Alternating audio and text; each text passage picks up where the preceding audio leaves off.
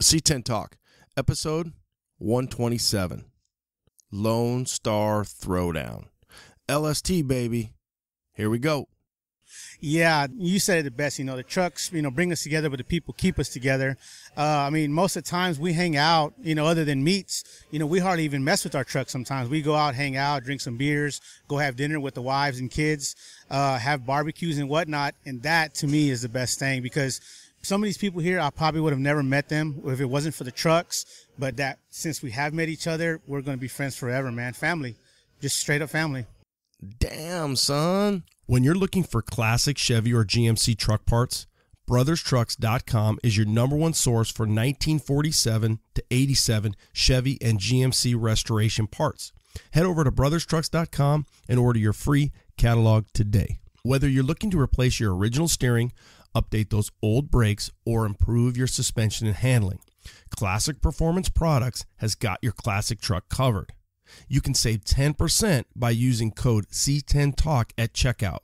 10%. ClassicPerform.com.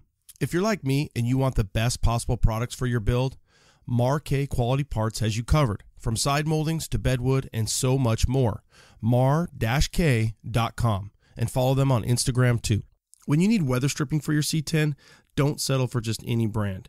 Seal your build right and make sure you request the best. Ask for precision replacement parts from your C10 parts supplier. Demand quality, demand precision.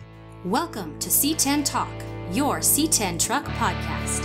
Here's your host, Ronnie Welch.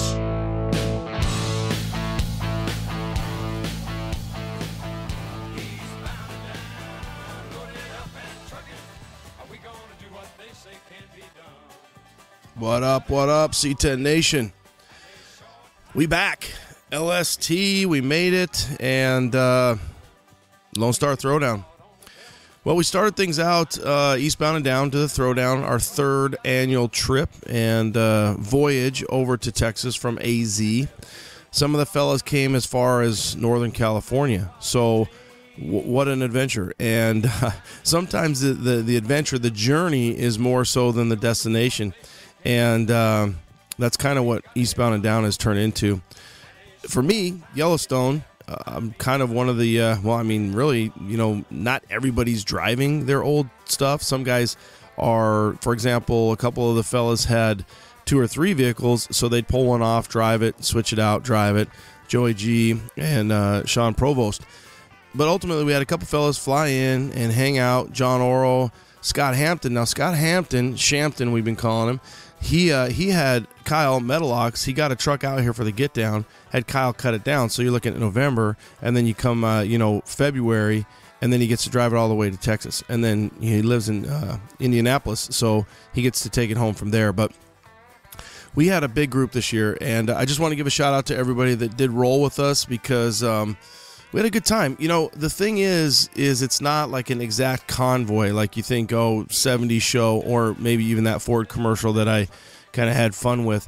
It's more of one of those things where you're like, here's where we're going and here's how we tend to get there.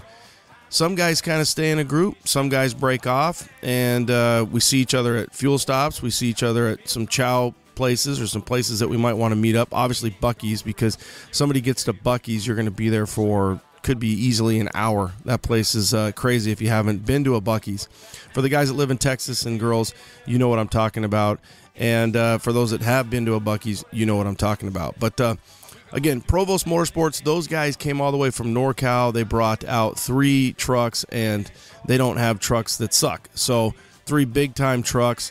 Sean and the crew were breaking down their little race Blazer, and they literally had like 17 miles on it. They drove it for about an hour down to Tucson from Phoenix, and then they pulled off to do an oil change. And that's where I noticed that Yellowstone was having an issue with the rear tranny seal, and we were lucky enough to get that taken care of there. Then we ended up having a cooler, which was really stupid because I added an auxiliary cooler before last year's trip because of the 400, because I knew we were just, that thing was humming. And I thought, it's probably better that I don't know what the trans temp is on the 400. I'll put an auxiliary cooler.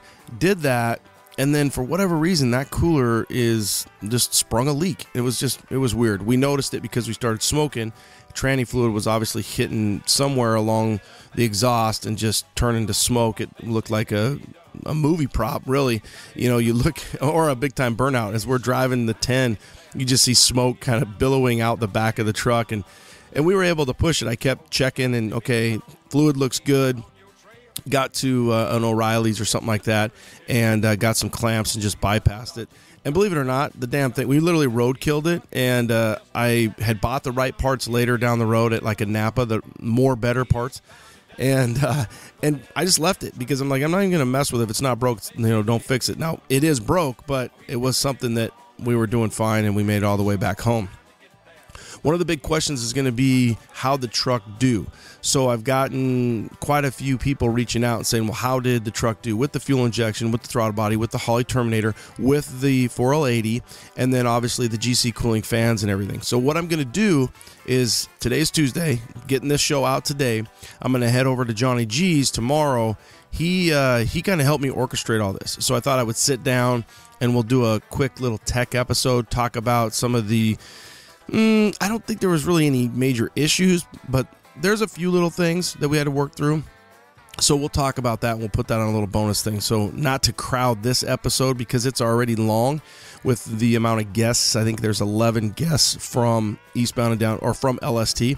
So I'll put that in a little bonus episode and hook up with Johnny. So Provost Motorsports, Sean, Aaron, Cole, who else? Wayne. I'm just trying to think.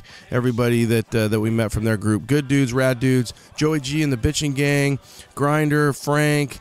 You got Travis, AZ Pro Performance, and his dad Jack. They make the trek out, and they hit a lot of shows. C10 Vatos, Joe, Megan, Lindsay from Surface Girl, Switch, Robbie and Jason. They were kind of with us, pretty much just at the beginning. I don't know if they hit a checkpoint 1, but they were moving and shaking. Goose, who went with me, Cagoose, Oro, Shampton, and then the GSI crew. So, man, I hope I didn't miss anybody. I know that a few guys picked up as we kind of continued to work our way east. We picked up some Texas guys, Hot Rod Dave and Marty. So we grew as we traveled, and we met a lot of people. We didn't do as many stops as sometimes, I guess maybe the first year we had, because it just kills the time. But we did make fun stops. We went to Deep Eddie's Vodka the second day. We went to the Martin Bros place up there. Well, it's kind of outside of Fredericksburg, Austin area.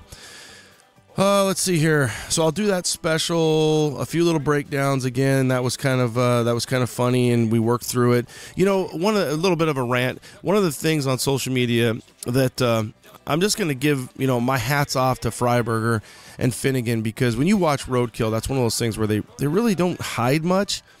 And you think about Yellowstone, it's a 1973, so it's 45 years old. We completely rebuilt the damn thing, but people are like, oh, it breaks down. It's like, dude, somebody wrote this on one of the responses, and I just loved it.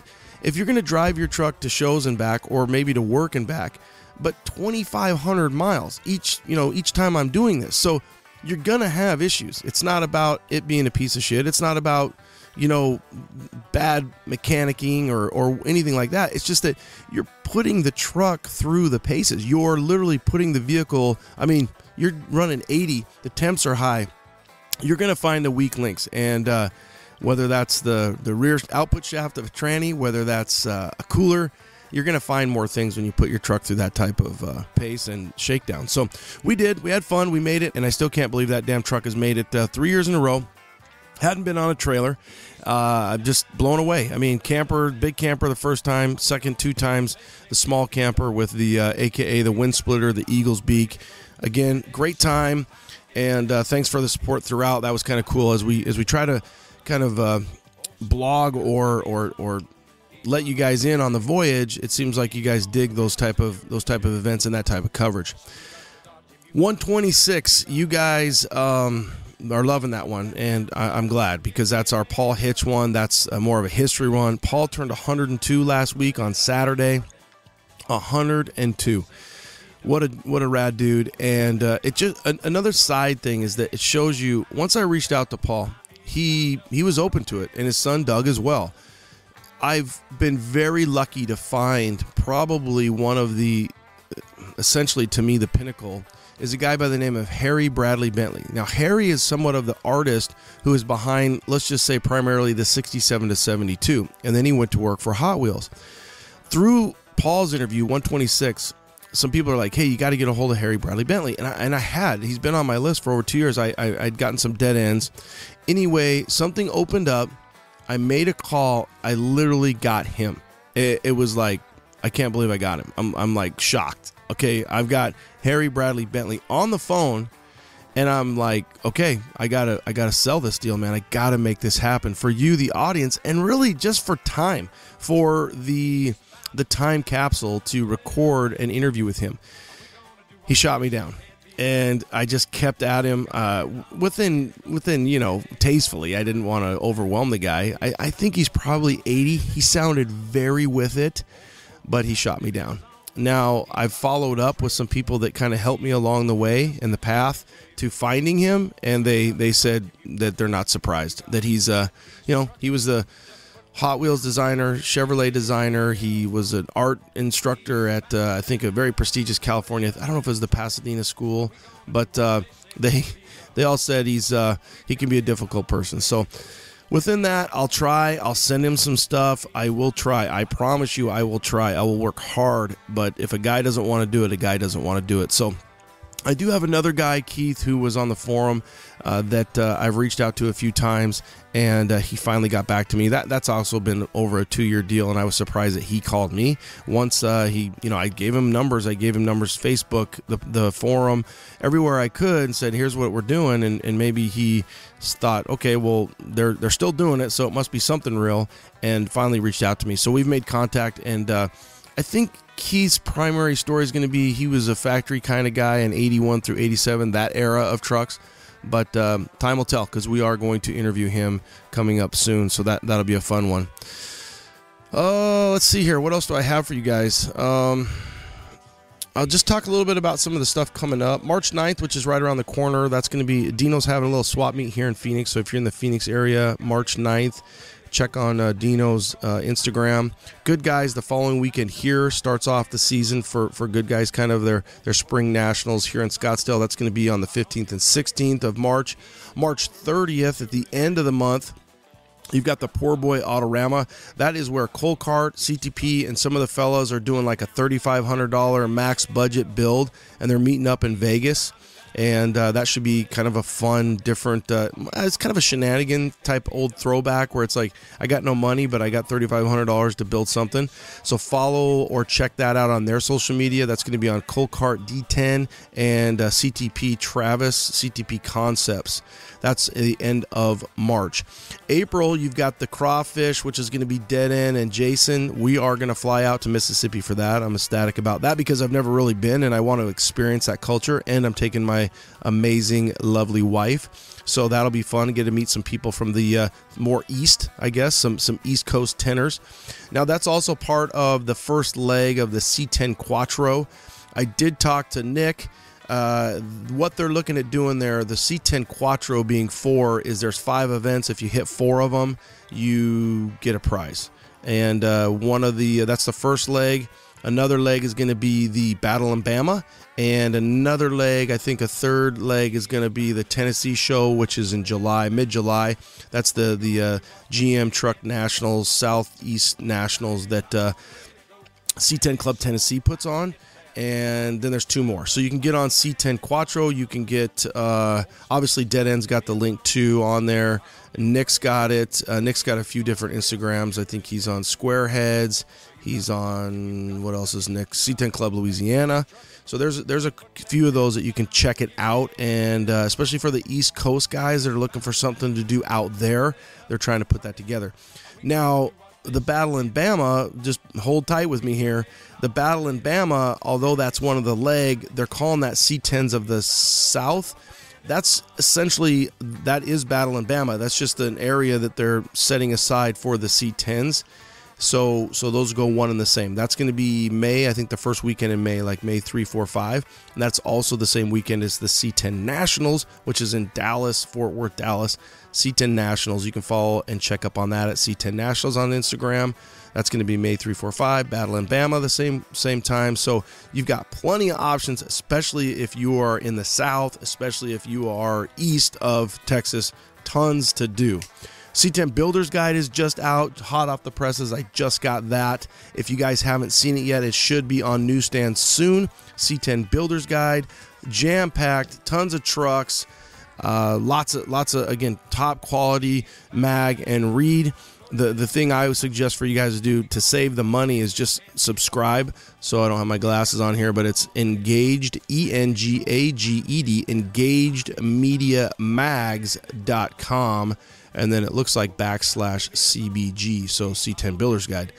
Engaged Media Mags, MAGS.com / or is that a / CBG? So I'm assuming that's, again, C10 Builder's Guide. But if you subscribe, it shows right up to your door, and you don't have to hunt it down like so many of you guys do. Everybody's always like, how do I get it? How do I get it? Subscribe and it'll come right to you, and you'll save money because it's like $10 at the store. I think you can get it for 3 of them a year for almost that much, and it's almost that much. So LST, we had a blast. We want to thank everybody, including Lonnie, Radar, and Jared. Those are my contact, all the people. One of the things they asked me at the end was, why do I keep coming back? And I said the people. One thing I thought about as I kind of listened through that is the atmosphere and the people. So the people obviously make the atmosphere, but really the atmosphere of LST, you've got so many different styles, so many different people of cars and trucks, but everybody comes together and it's kind of a united show. It's a lot of fun. There's alcohol there. They permit it. So within reason, as long as you're not being a jackwad, you're good to go, and most people are. The rain affects it a little bit because then, guys were mud bogging and having a good time, but everybody's having a good time. I do know they kind of let you, they let you play. They're truck guys. They let you have fun. It's not something where they're just being total assholes about stuff. They know that guys are going to want to have fun, and it's a really good show. It's a great show, and if you can make it, put it on your bucket list, just like Dino's Get Down, and so many of these shows. They're so much fun. You meet people, you see rad trucks, and you have a great time. And that's really what LST is all about. So, share the pod. Love the pod. Hopefully, you guys, if you haven't listened to 126, please do. Again, get on iTunes. Give us a rating. Share it. Tell people about it. Still to this day, we sold at LST. We had a booth, and people walk up, and they're like, what is the podcast? Honestly, I dig that because that means there's more of you out there that need to know about C10 Talk. So share it with your buddies, share it with your homies, share it with all your friends. Let them know. Give us a rate, give us a review. Support the sponsors, the people behind the show, and have a great week. Look for the bonus episode next week. I'm going to be going out of town for spring break, but I think I can get it done, and you'll see that out next week. All right, guys, have a great week. Stay out of trouble. Do what you do. Late. Check. All right, Kenny, let's do it. What you got?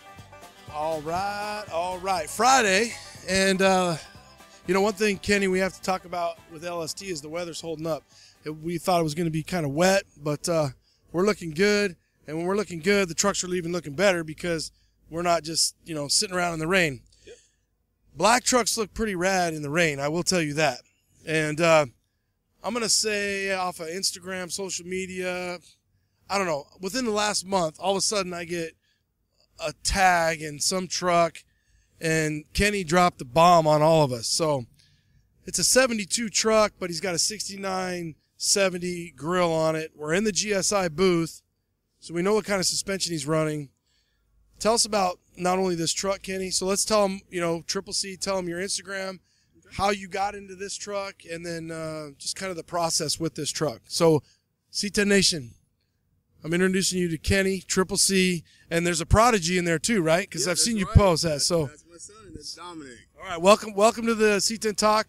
Let's learn about this truck. Cool. So it was actually a truck me and my dad thought about building, private and passing 2 years ago. So I picked the truck up. I said, let's figure out what we're gonna do with it. Overall, the truck, again, we're running GSI.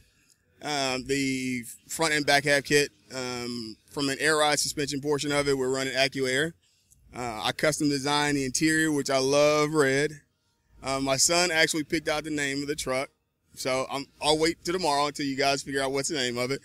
We also made C10 builders, so you guys get out there and take a look at it. We should be in the next edition. We're running race lines on it, wheel woods. Overall on it, I wanted to keep the original feel of the truck, but also do some little customization on it, but not go so overboard that it's not keeping its original feel on it.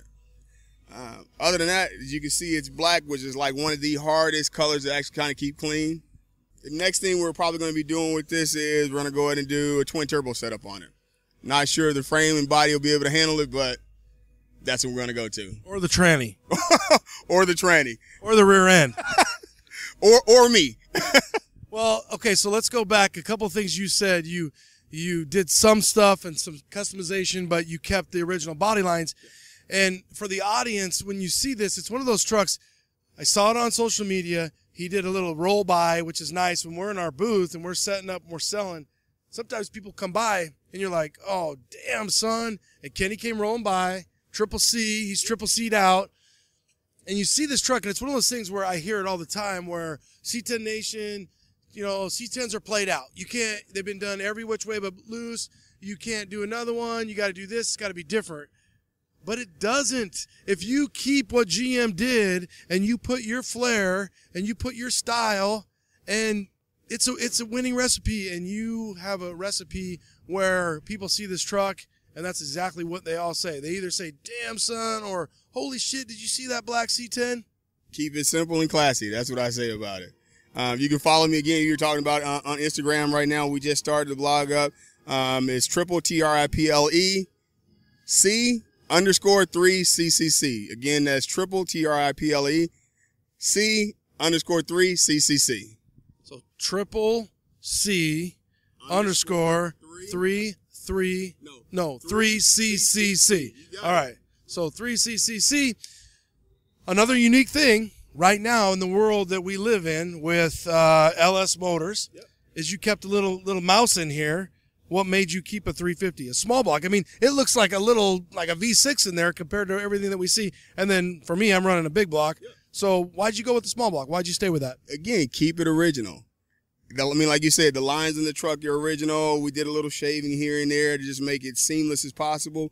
But with the original 350, you have no issues on it. You can drive this thing, change the oil I'd say every 15,000 miles on it. It keeps on going. We cleaned the engine bay as much as possible. Wanted to look like midnight black on it. But again, I like the originality of the truck. I've always been a C10 fan. 67 to 72 was my favorite year for the C10s. And my dad's favorite year was his 56, 57. Yeah. So I followed in his footsteps. Sorry he can't be here to see it, but I know he's looking down on me, man. Thanks for the knowledge you passed along, kind of going from there.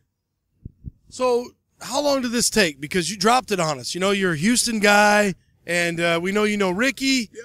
And, I mean, there's some love there between how you Houston guys do it.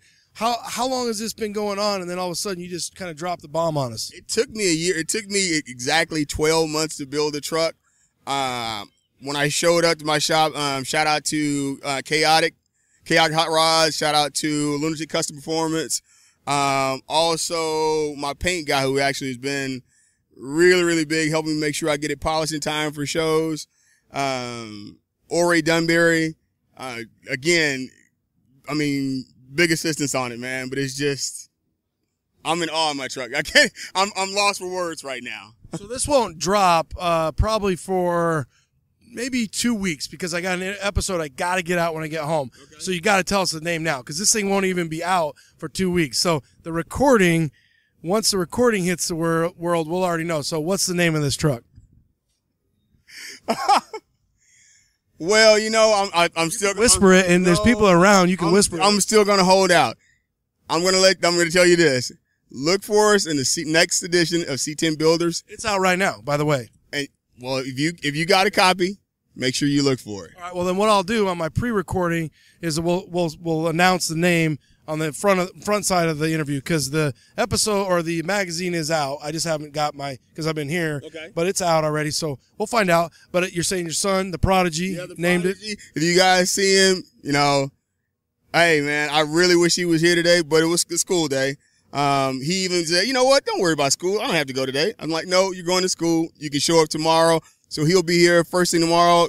Look for him. His name is Dominic. He'll be standing beside his truck, as he says, in front of the GSI booth. So he sounds like he's smart because he knows he doesn't need to go to school today, but beyond his years. And I'll just hit him up tomorrow and find out what the name is. So let's look at the motor real quick, because it is a small block. It looks like it is carbureted. No, it's Phytech. So he's got a Phytech in there. He's got some small block headers. Beautiful valve covers. Look like they're a billet with Chevrolet. I'll get a picture. Willwood brakes. GSI front suspension. Obviously, he's got the race lines. Why'd you go with the Phytech? What were you thinking on that? Well, I wanted to make sure it was something that, the response on it was great. With basically running just carbureted, I just wasn't feeling it. So again, with the originality of the truck in itself, I wanted to give the small block a little bit more oomph, a little bit more power. So we went with the Phytech on it. Tried to clean up as much of the wiring as possible. Again, make it look stealth black up under the hood as possible. And then also with the hydro boost, again, we talked a little bit about me going to a twin turbo setup. So as of right now, from a cooling standpoint, from a braking standpoint, we're almost there. So the next thing about it, what do we do with the engine? Might donate this to Dominic. He's 9 now, but he can build his own truck. Start small. Yeah, start small. Yep. Whose hood hinges are those? Are those switches? Nope, those are PB Fab. Okay, Porterbuilt Fab. Nate's going to be like, really, dude? But they do look a little different than the stock ones because they're a double strut. And I don't know that I've seen that out of Porterbuilt. So it's a Porterbuilt hood hinge, and they've got the double strut, so each side. Now, I've seen these inner fenders. They're really smooth and shiny. They come all the way up. I forget the guy's name. Not really, but he'll give me so much shit if I don't mention it. So Slosh Tubs. Slosh Tubs. There you go, Mike. We got a little shout out to Mike Slosh. Smooth firewall. AC is very well done because he's running an AC compressor. He looks like his lines are going on the inner frame rail. Yep, they're going inside. We actually have the AC lines going inside the wheel well, so everything as far as like hoses or wiring is completely tucked. So again, try to keep it as neat as clean as possible. They shade firewall, no wiring going in and out with the exception of a couple of hoses, but very clean. And when you can do that with your AC heater and that type of stuff, you can really clean things up. How about you got some billet door handles there? You got those from GSI? The GSI billet door handles. One good thing about it, if you take a look at all the screws and the bolts on the vehicle in itself, they're all polished stainless steel. So if you look at it, they're symmetric across the actual truck in itself. Whether it be under the engine bay, if you take a look at the bed of it, we have the exact same button polished screws throughout the actual truck. Interior, again, we talked a little bit about the design. We got that Corvette red look. As far as like the interior itself, if you look at the floor mats have the exact same Chevrolet insignia that the actual blocks have on them. Yeah, so the valve covers and the script on the floor mats match. He looks like he's got a CTP ACT tray, which is obviously, no-brainer in this truck because he's rolling AccuAir. And I'll tell you what, he's got a one-piece window kit. He kept his drip rail, obviously a big back window, and things are really smooth. Kenny, this is a classic truck with a classic look, and now that you are unveiling it on us, another thing that I really like that you did is you went with the black bumpers. So he went with a factory stock front and rear bumpers. They're tucked tight, but he went black. So when you have black on black, no script, obviously script exposed on the tailgate, but just really clean, really classy.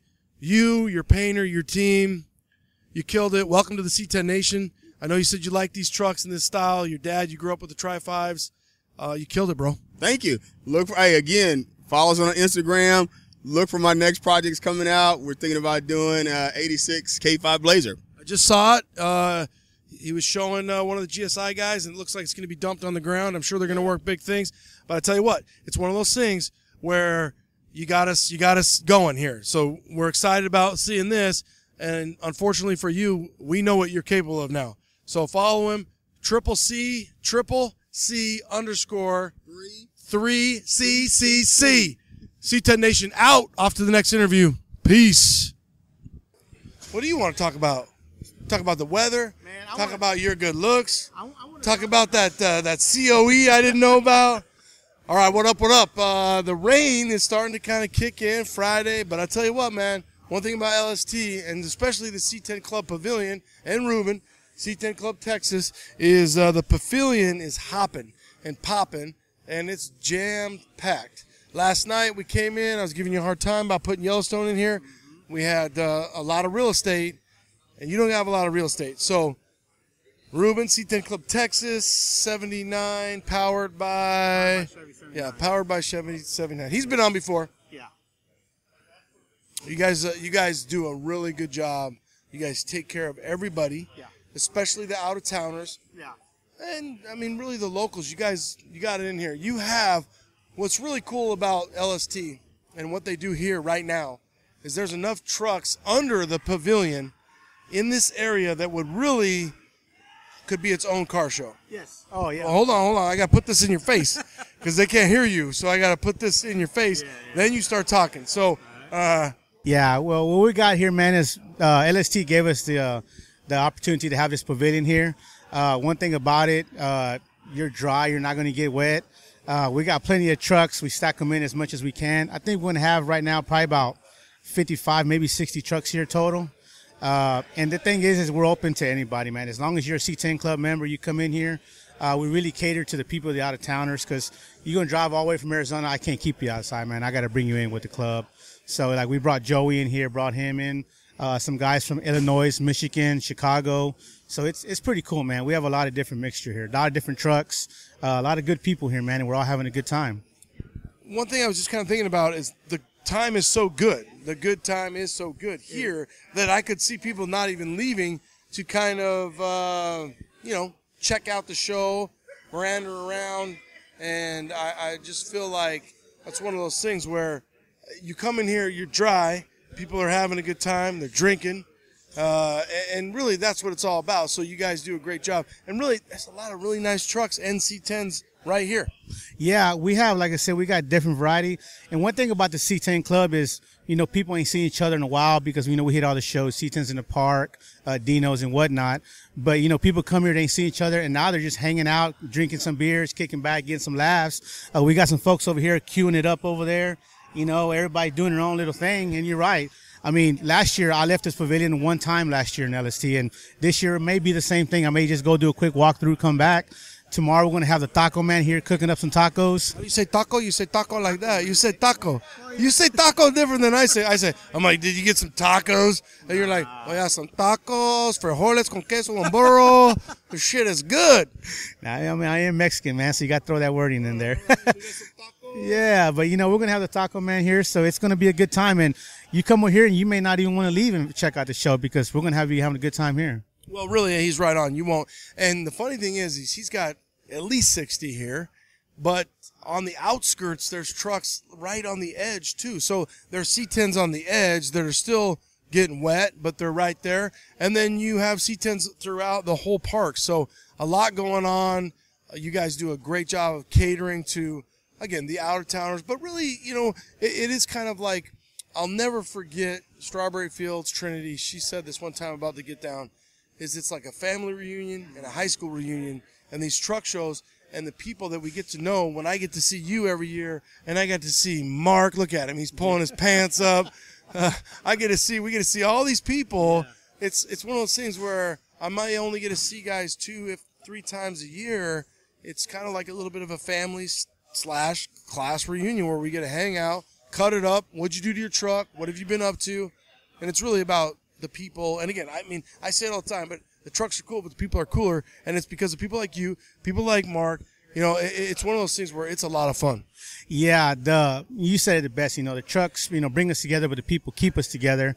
I mean, most of the times we hang out, other than meets, we hardly even mess with our trucks sometimes. We go out, hang out, drink some beers, go have dinner with the wives and kids, have barbecues and whatnot. And that, to me, is the best thing because some of these people here, I probably would have never met them if it wasn't for the trucks. But that since we have met each other, we're going to be friends forever, man. Family, just straight up family. Well, in Texas, you have it pretty good, being the somewhat El Presidente chapter of C10 Texas, you've got it just golden. I mean, you got so much area that you cover and the people and the network, and for you to keep it all straight, you guys do a great job, Ruben. What else? I mean, I was lucky 2 years ago we brought out Yellowstone. You had an award. I think you had 2 awards. Do you still do that? Are you going to have an award this year? No, not this year. The guy that was making them for us, he got kind of sick, so he's not going to be able to do that. But hopefully next year we will. We will be able to do that. Definitely want to give it to somebody to travel from out of town, but I would like to this year, but it's not going to happen. Okay. What about C10s in the park? You be up there? Yes, for sure. I'll definitely be at C10s in the park, and it's going to be, I don't know if you know this, but it is sold out. So we sold out in one day. Well, 12 hours actually we sold out. So that's going to be, if you can't bring your truck, at least come on out and check out all the trucks that are going to be there. It's going to be a good time. Yeah, without a doubt. I mean, sold out is like 1,000 trucks, boom. And Terry, Ruben, the whole team, they put it together. Good times. LST, C10 Pavilion. Ruben, thanks for what you do, and you bring all the people together. I'll be getting some tacos tomorrow. Yeah, you better come over here and get some trompo for real. You need to. But yeah, man, we just want to thank you, Ronnie, for everything that you do. You're our voice for a lot of people out here. We listen to all your podcasts, man, and we love it, and we appreciate the work you do for us, man. Well, thank you so much. And to give the listener an idea, it's funny. I've got like 4 guys that always, when I'm coming into town, they're like, "Where are you? What are you doing? How do we route you in?" Of course, I have El Presidente John with me. That adds a little bit of leverage. But especially Alex, El Chuco, and you. And it's funny, man. When we're coming into town, we know that we're going to get the red carpet, and you guys take care of us. And you take care of the whole C10 Nation. So thanks, Ruben. We appreciate it. I would thank you very much, man, for everything. LST, late. Well, this is easy because we're in the pavilion again.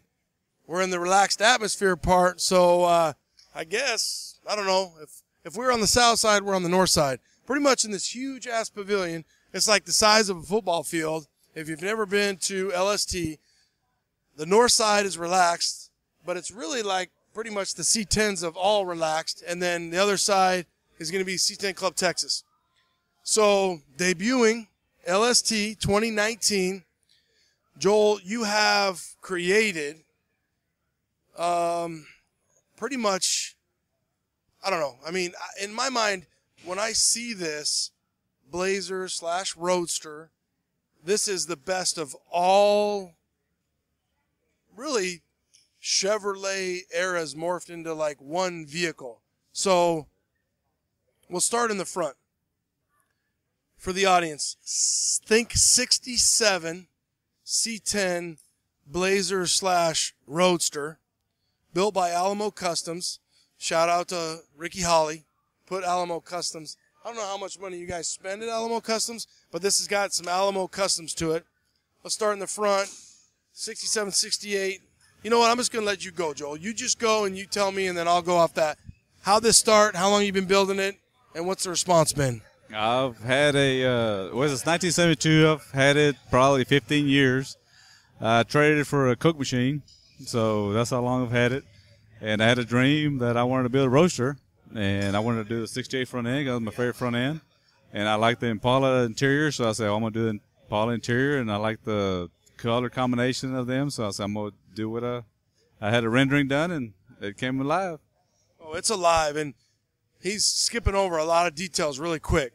But beautiful, beautiful. I feel like it's kind of like when you, I don't know, the white, there's different like Arctic white GM makes. What white is it? I told them, give me the whitest clear you can do, and this is what it came out. And it's white. I mean, it's as white as can be. And then the red and the Impala interior, the Impala SS. I'm not just talking seats. I'm not just talking consoles. I'm not talking just backseat. I'm talking about dash, bezel, steering wheel, everything. You guys did it. Pretty much replicated it. Got a picture of one, and that's how we did it. Did you actually harvest all that, the dash from an Impala? Yes. Bought the Impala dash from eBay, piece by piece, and had him customize it to fit it. And did the steering wheel, same year, and the speaker. The seats are Impala. The console, everything Impala. 65, you said? No, 59, 60. Okay. So early Impala. And then, now let's talk about the heartbeat. Let's talk about the power plant, because you didn't just go OG on that. So that's a whole nother year of saving pennies and Coke machines. What kind of, how'd that come about? Well, everybody's going to the LS motor, so I wanted to do the 5.3 fuel injection. That way you don't have the carburetor where, they old school. So I came with a 5.3 and had it painted, and that's it. Put a cam in it. Well, Corvette, right? So Corvette covers, 5.3 LS, race lines, 67, 68 front. It's really because you took the marker lights off. You've got the 67, the white, and then you've got the trim. I'm assuming Marquet trim with the red inset, which is kind of a GMC deal there. We did that. All detailed. Yes, we did the red trim. It was originally black, and I said I want that red trim to match the interior, and he put the Alamo did the red trim in it, and painted the emblems, the red, to match the interior, and the front also well to match it. How much did you lay that front windshield back? About 3.5 inches. Another nice touch, which is really a touch that you're going to make when you do a roadster. I've seen it, where the doors on a Blazer, your door is going to be, I'm going to guesstimate, 1 inch to 1.5 inches higher. You know what? It might even be 2 inches higher than the bed, the unibody bed. So you guys started all the way at the front, knocked it down really smooth, we're looking at it now, about 4 inches, and it kind of teardrops back and then goes smooth with the bed rail. Yes, we wanted to match the body, so we try to get it smooth to run with the dash, so that's what we came up with. And we got rid of, on the windshield, we got rid of the weather stripping, and we glued it.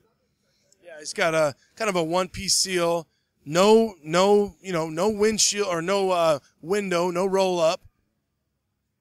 Man, I tell you what. Now, what brakes are you running? That was just the stock brakes, the CPP. Okay, yeah, because they're bigger than just stock. They look bigger. And then you've got a Willwood booster, little CPP? CPP, little booster, yeah. CPP master cylinder.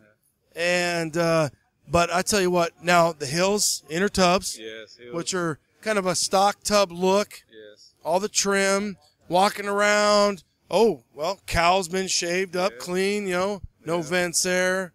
Very tasteful done. Nice wipers, gaps. So you can't drive it in the rain. No wipers. Rain-X.com. You can log on right now. If you guys don't believe in Rain-X, then you haven't made a trip out to Texas.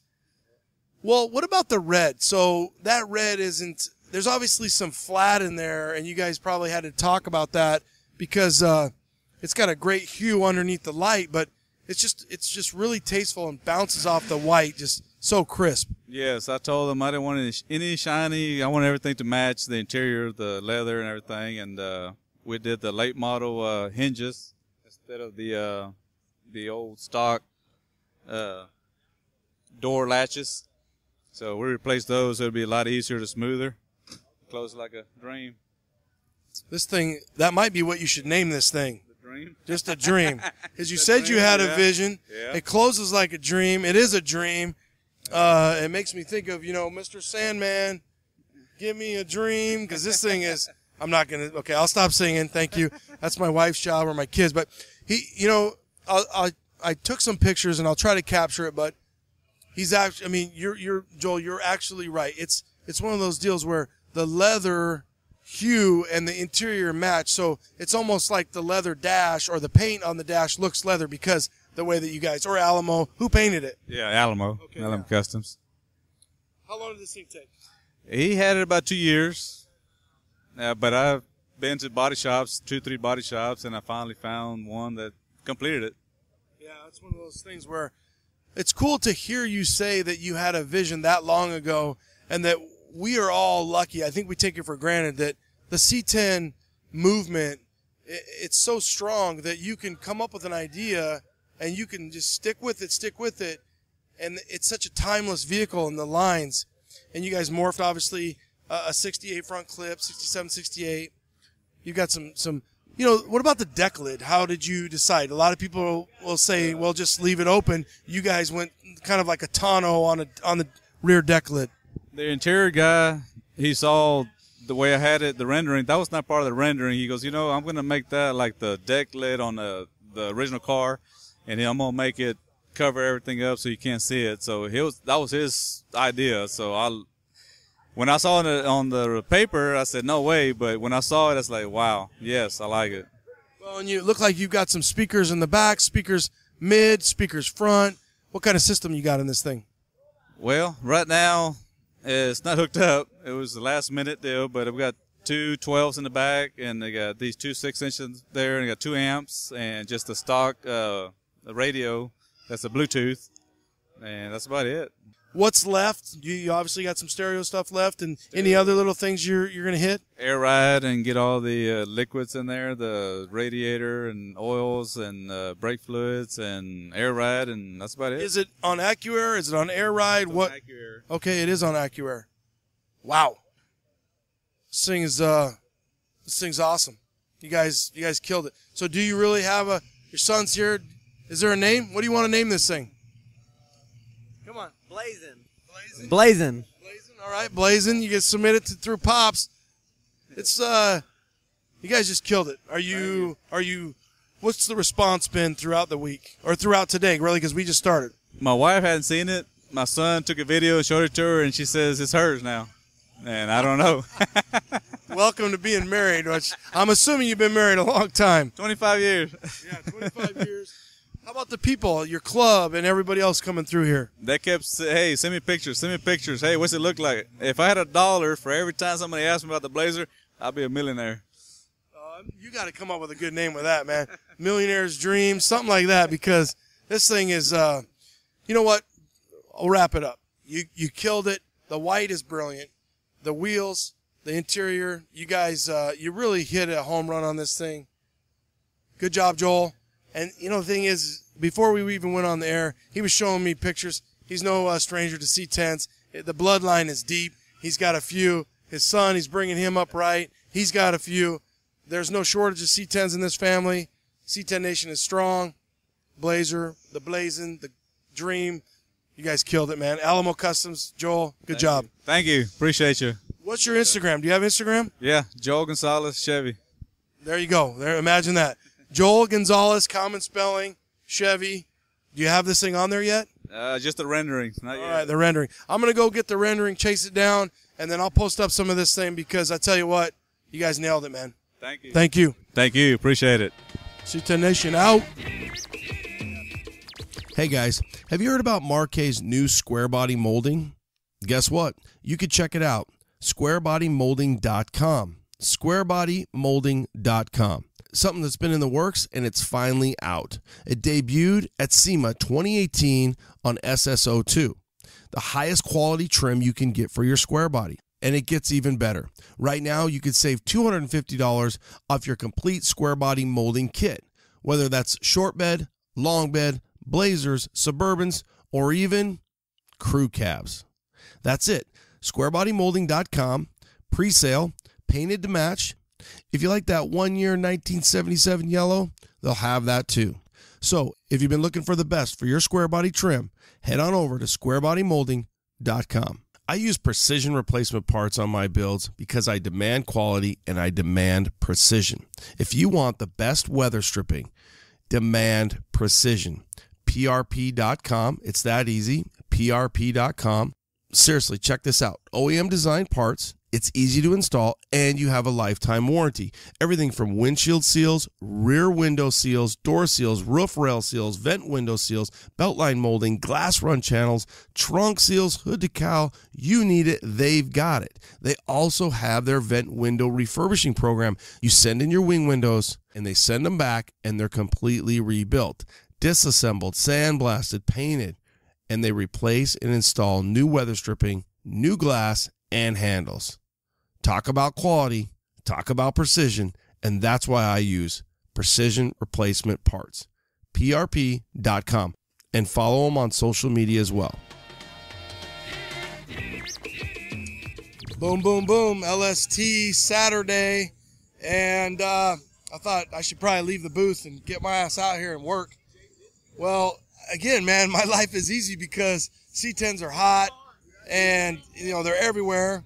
We came out, came around the back. I was actually going to look at that severed truck, and I see this thing, and this is what I would consider less is more.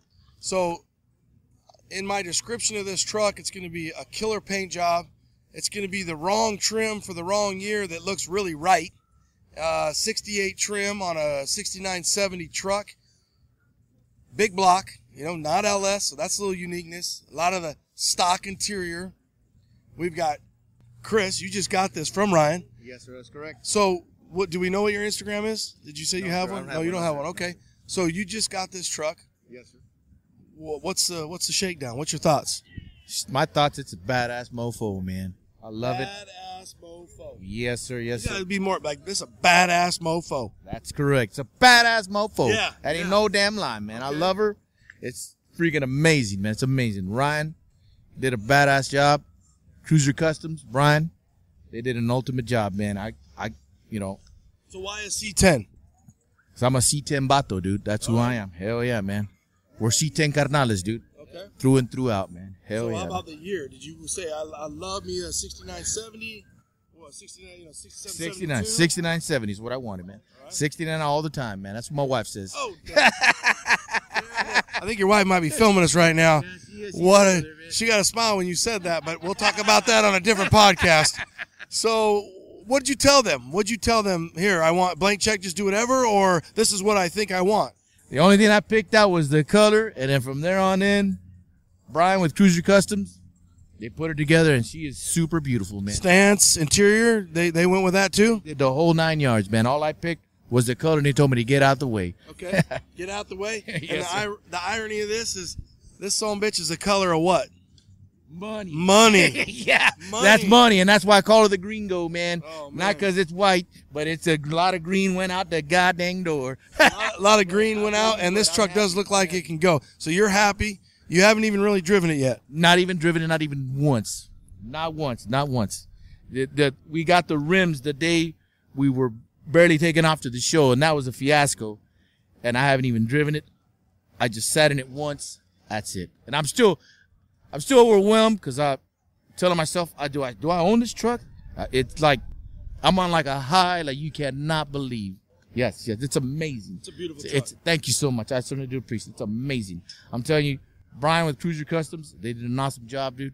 And if I wanted to do another different build, I'd go to them every time, man. They do awesome work.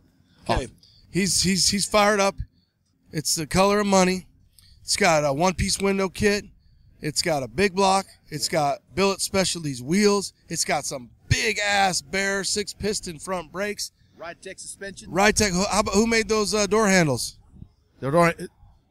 Okay, I'm gonna jump over from Chris to Ryan, and we're gonna talk about from Cruiser Customs, and we're gonna talk about some of the details. So let's start right here on these door handles. Now you guys went with the 68. Chris, thank you. Okay, you can stay tight. We're going to keep yapping about the color of money here. So, Eddie Motorsports, door handles. So, what was the thoughts on going with a 67, 68 trim on a 6970? Just the flow of it, man. It just goes good with everything. Looks good. What about the color? What about the interior? What were you guys thinking there? The owner picked that, and great choice. Combination worked out great. Really nice. I'll tell you what's cool is, because of C10s, people have to try to be different. And I keep telling the audience, you don't have to be different. When something that was created, that GM built, and why you loved it, your grandpa loved it, your dad loved it, everything is so tastefully done, and it's really all within reason stock. You guys kept, everything stock. You got the stock door panels, the dash, the glove box, the GM radio, the ashtray. It's all there. You guys did a really good job. Now, what gauge cluster? That's a Dakota Digital HDX. HDX. How about the column? The columns and I did it.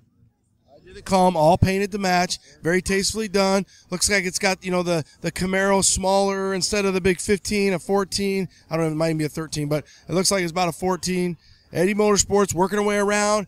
Something that you don't see a lot, when you come up on a C10 these days and you look and it's got a factory bed and you look down in there, it looks like a 10-foot swimming pool because now we see what? Raised beds.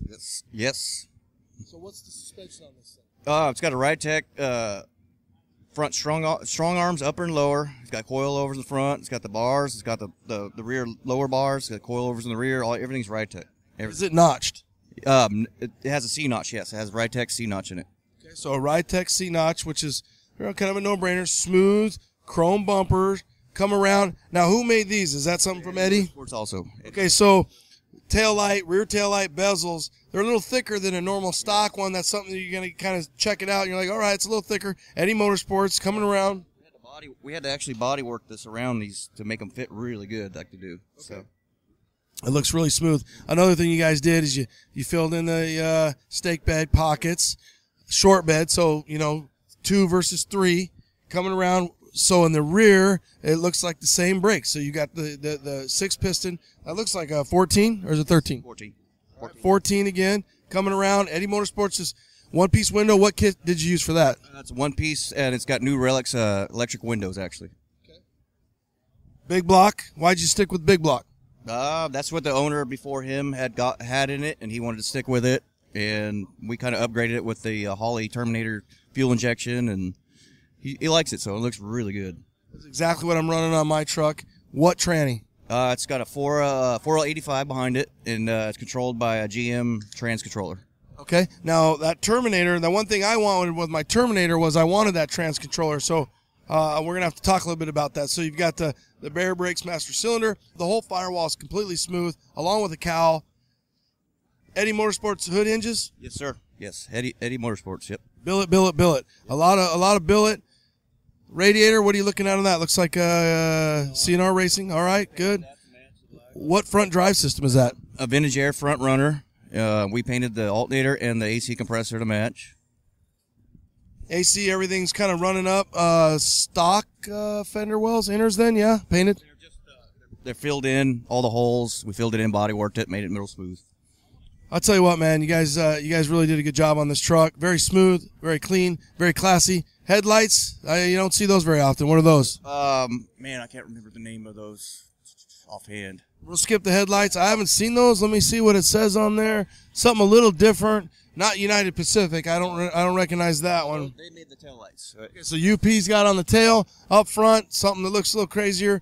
6970 front grille. And I guess he's calling it Gringo. You guys got some bent lines. Everything's very classy. Everything's very clean.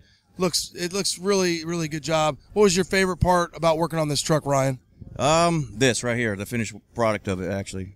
When it comes together, you don't see everything, but when you get it out here and show it, everybody and the customer loves it. That's the big thing. Okay. What was the worst part of working on this truck? The long hours. The last probably 2 months, 12, 13, 14-hour shifts, Just pushing to get here? Yes, sir. So unveiling at LST? Yes, sir.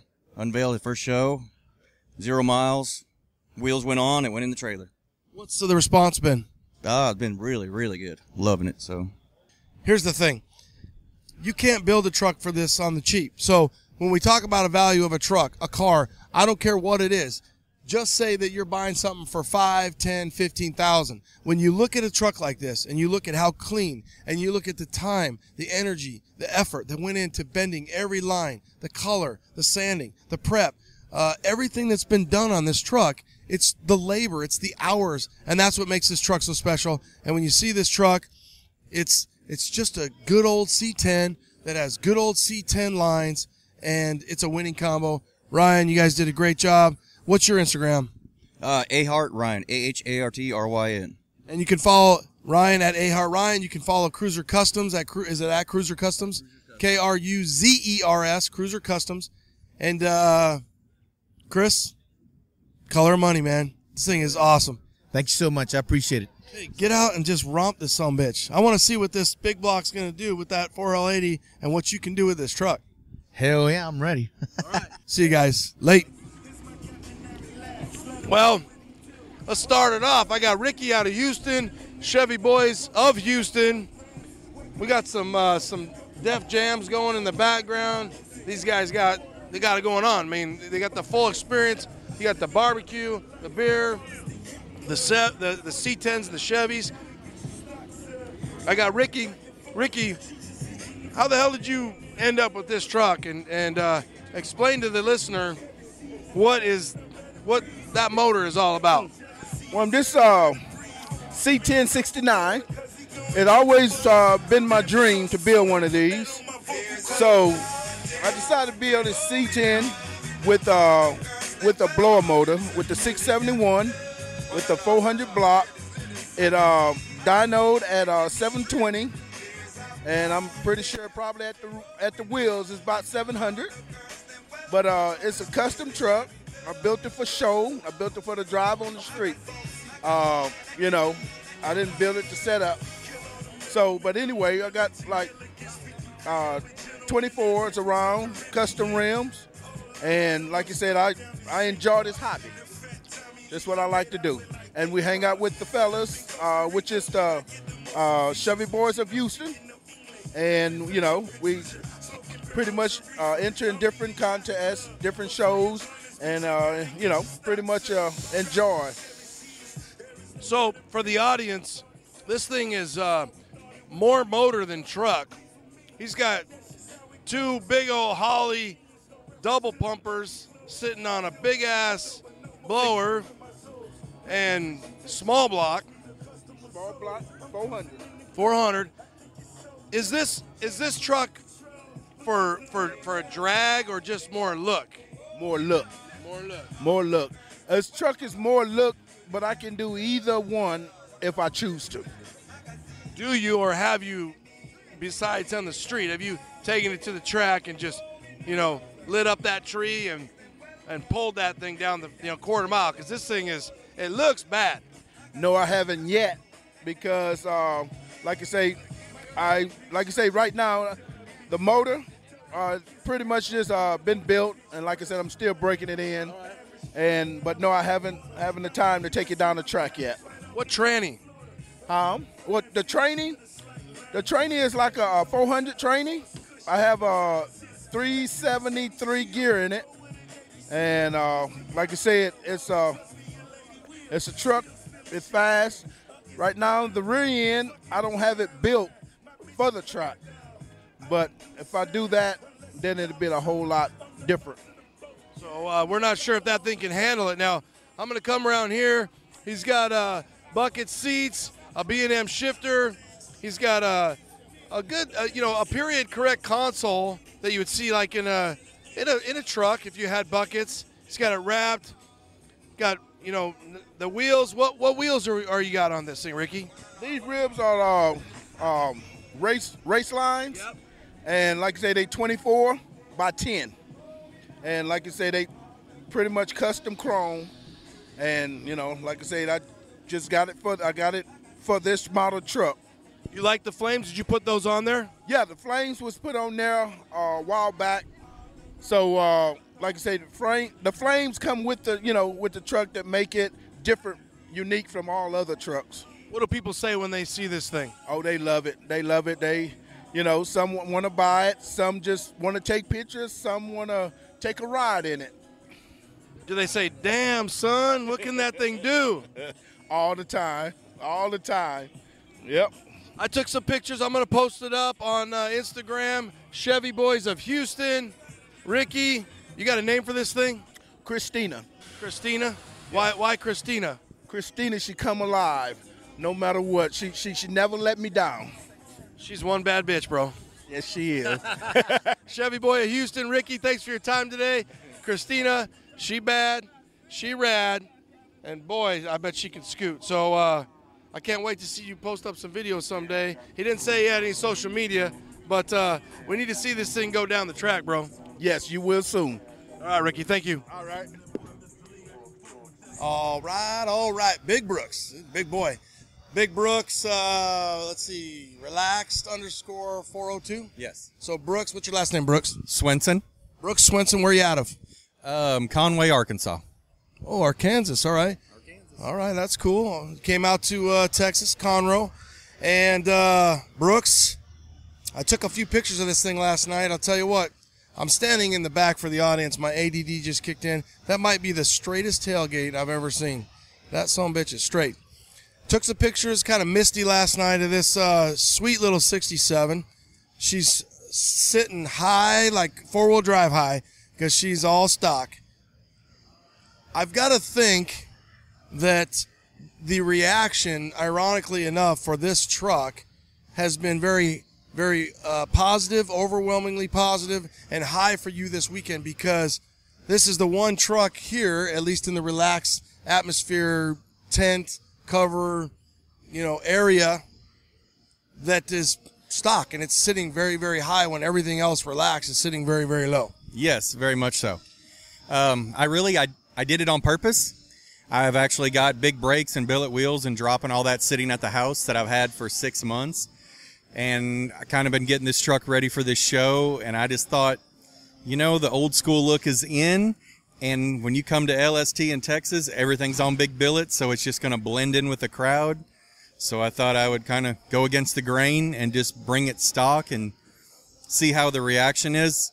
And crazy enough, I'm kind of half-assed thinking about leaving it this way.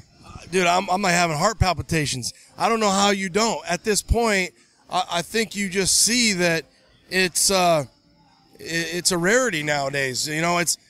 I can see where you want to maybe give it a little bit of love, just a tad, maybe almost like a 2.4. I was thinking about maybe doing a 2.4 or maybe a 3.5, and I've got some dog dishes at home for it, and maybe just kind of doing a little bit like an 8 and a 10 maybe dog dish, and just kind of still keep it real simple and classic. You just don't see them like this anymore, and that's why I think it's more rare to look like they came off the showroom than the way everyone else has done them. Oh man, I'm glad you did it, because it's one of those things where it is. I could see though where we're sitting here and it's like, well, a 2.4, a 3.5. It's like, well, why even do that? Because once you do that, then you start going, more and more and more. And where you got it right now, she's high, she's stock height.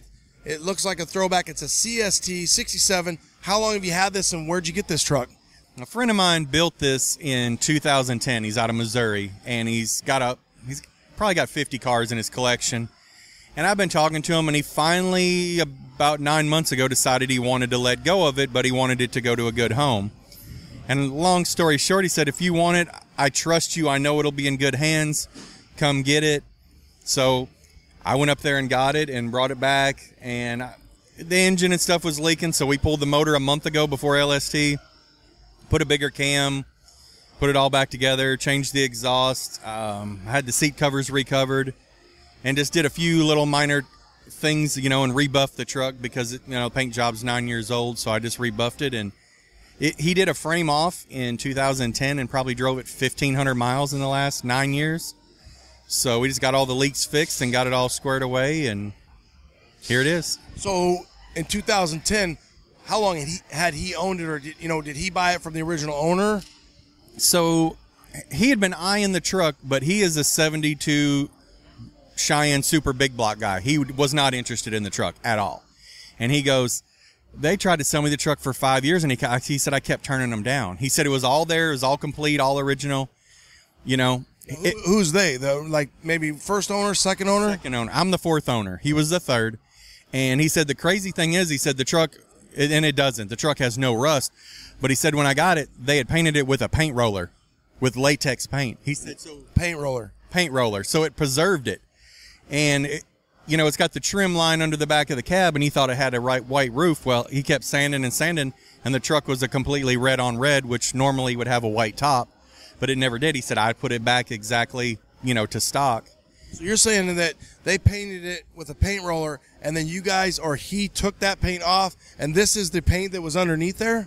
Or he repainted it? He repainted the whole truck. He had the whole truck sandblasted down and went everything. Everything is new. Every nut and bolt, wiring is all new. It's 100% ground up, restoration.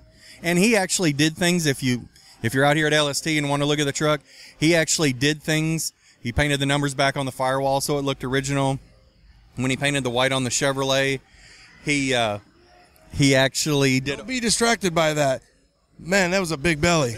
He actually did the blow-by on the paint so it looked like factory, and even under the hood, the way he painted it black, he did it as if they would have done it in 1972 to give it an authentic look rather than making some of this stuff super perfect like everyone does nowadays.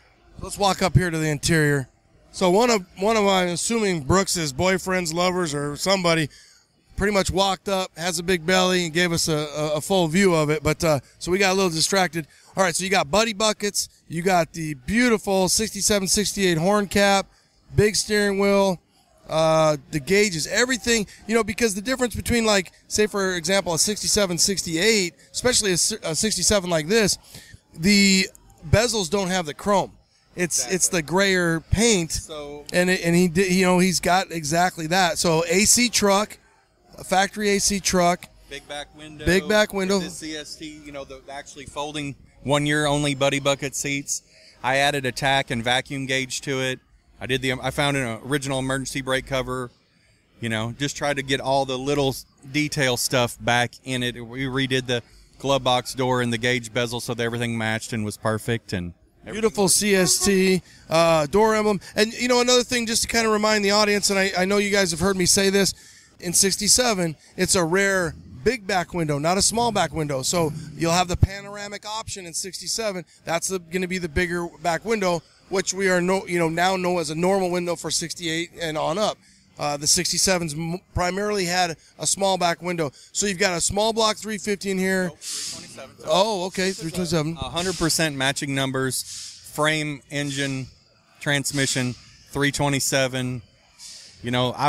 He gave me the original intake, the original carb, and the original air cleaner on this. So this is a true matching numbers. And they actually found the Protecto plate and gave it to me. That's perfect. Yeah, because I'm thinking about it. I don't think you can get a 350 till 69 actually in a truck. So a 327, and then or like a 307 that you would find that, or an inline, which is 292 or 250, 235. So AC, this thing, even the front bumpers, you've got the bumper guard, the push guard. This thing is, do you have a name for this? What are you thinking you're going to do, and what's the response been?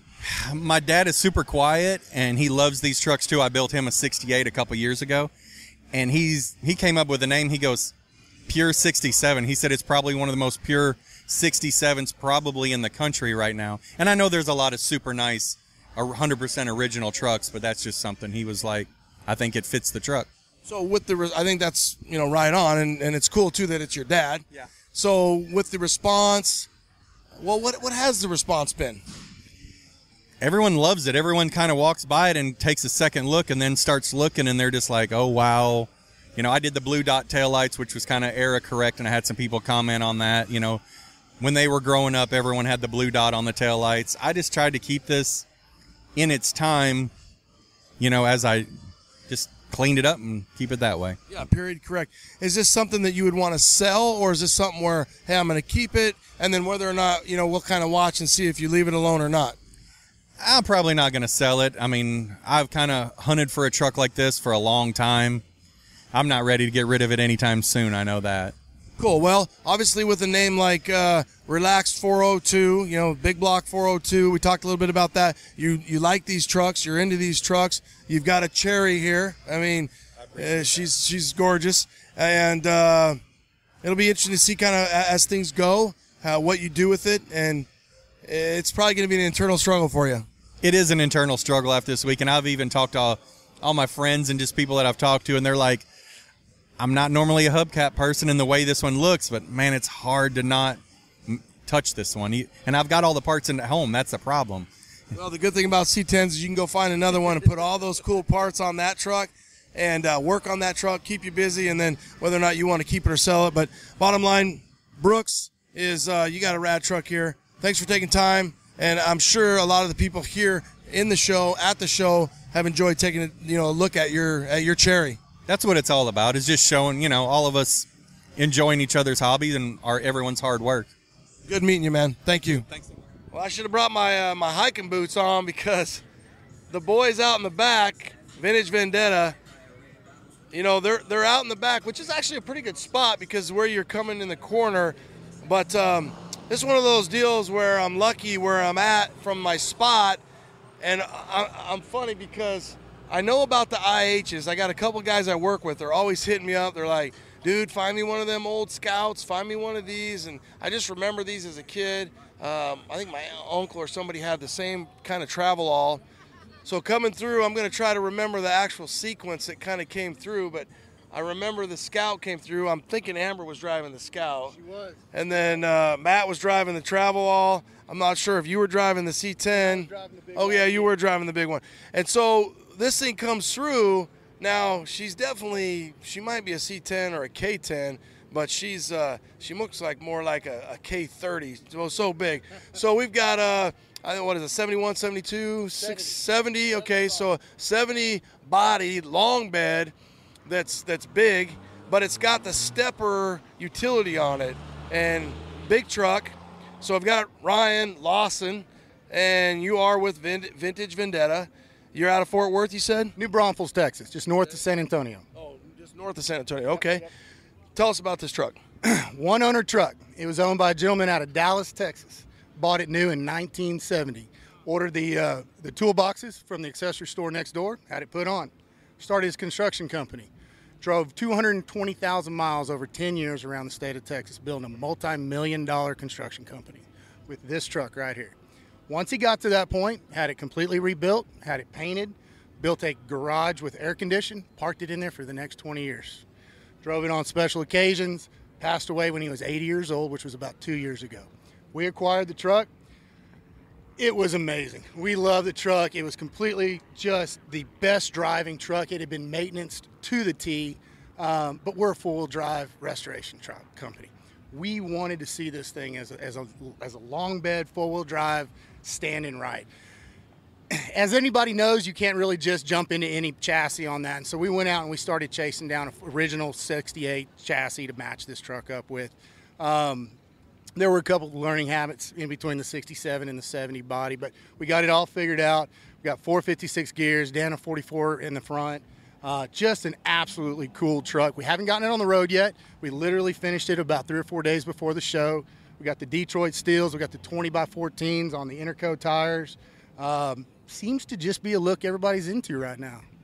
Yeah, I mean, as it rolls by, and in amazing company, because it's not even a loan. So it's one thing if it was a loan, you'd be like, damn, son, that's a rad-ass truck, right? But then it comes, and it's got 3 big brothers or 2 big brothers and a real hot sister, Amber, and you're like, damn, this thing is rad. So it is a stepper utility system, correct? Originally step side, correct, with a bolt-on utility box. Yeah. But from the nephew we bought it from, he said he got it originally from the dealership, set it up and bought that way. So this was a two-wheel drive C1070 long bed work truck.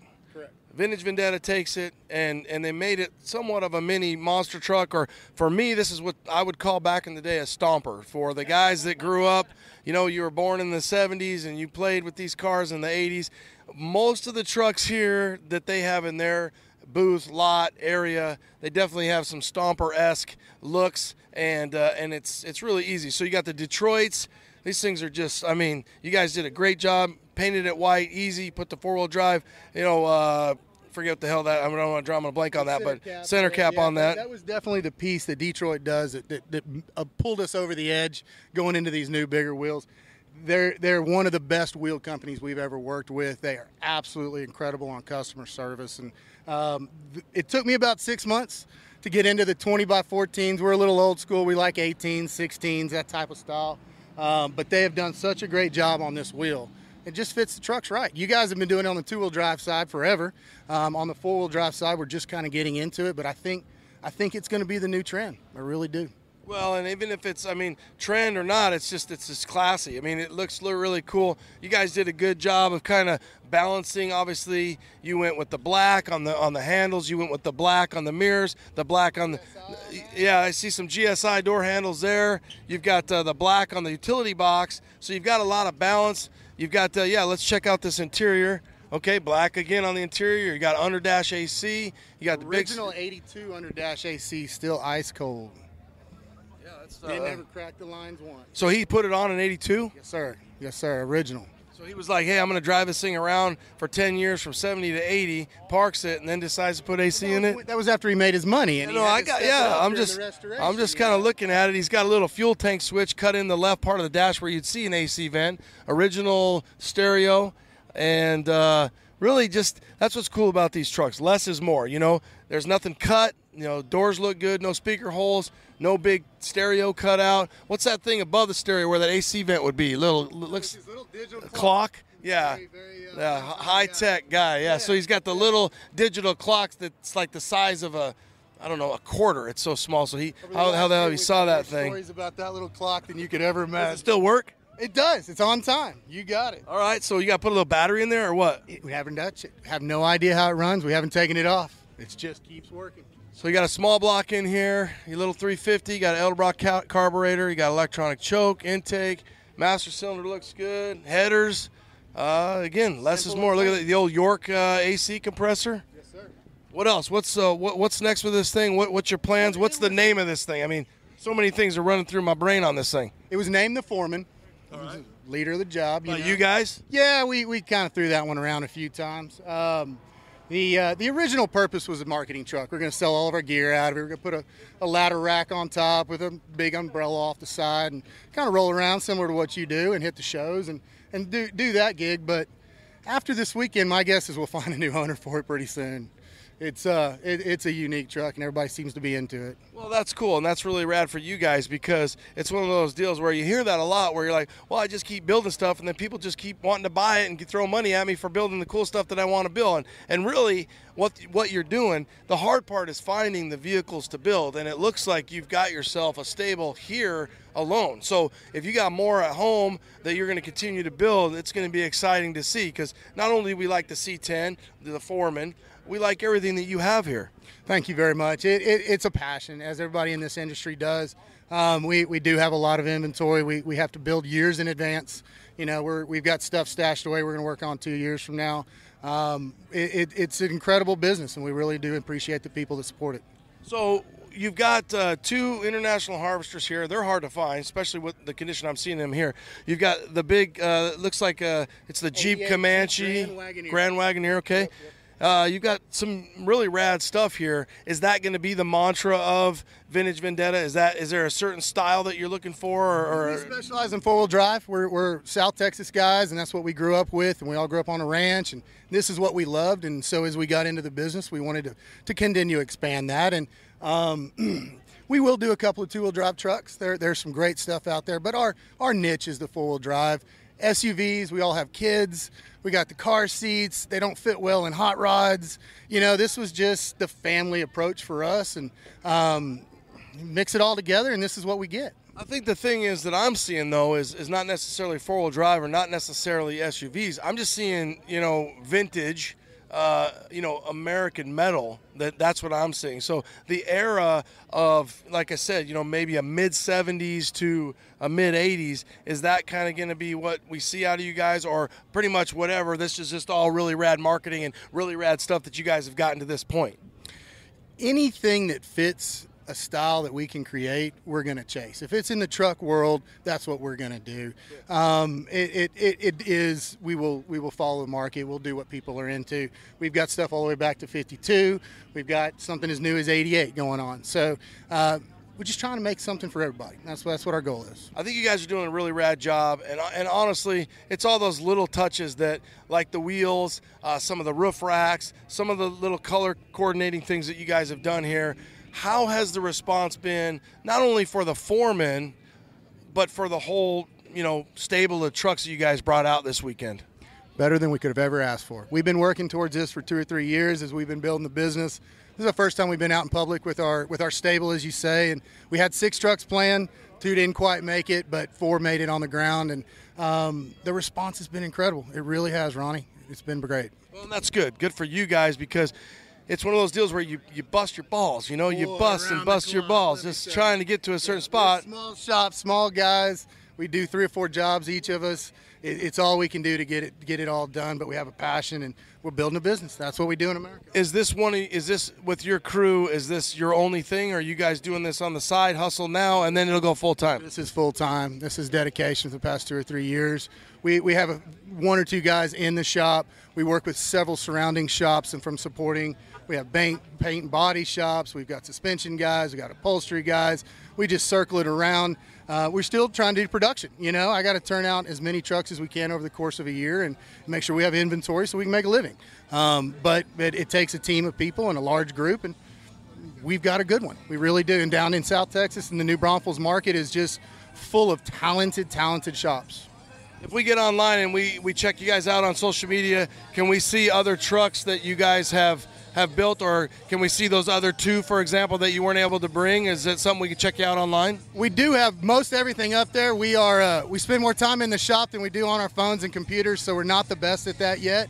But we do try to get a picture of a little bit of everything we have in inventory.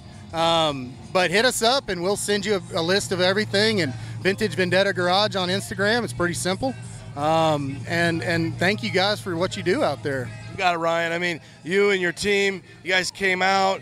I like your style. I mean, even the 15s on that Jeep, it's just crazy to look at something that's a 20 to a 15. It fits, the colors, the little touches with the surfboard, the things that you guys got going on is what I really like to just say is kind of retro rad, and you guys are doing a great job. So thanks for taking the time to spend with the C10 Nation.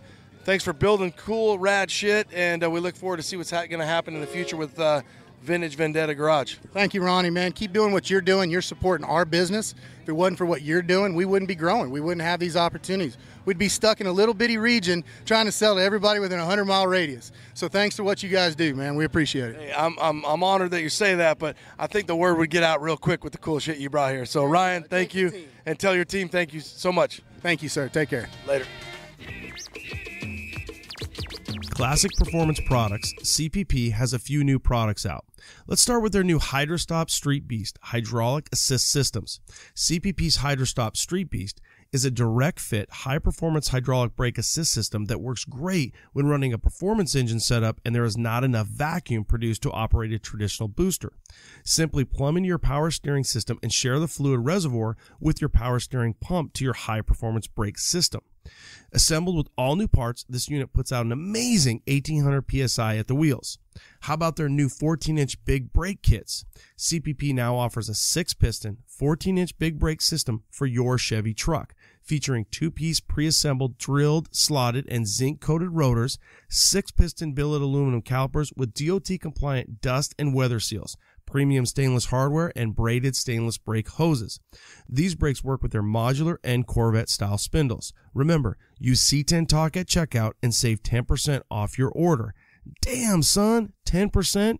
www.classicperform.com. Hey guys, I've been buying my truck parts from brotherstrucks.com for over 20 years now. These guys just aren't selling parts. They build trucks. They have their own trucks. They attend shows. They're part of our community.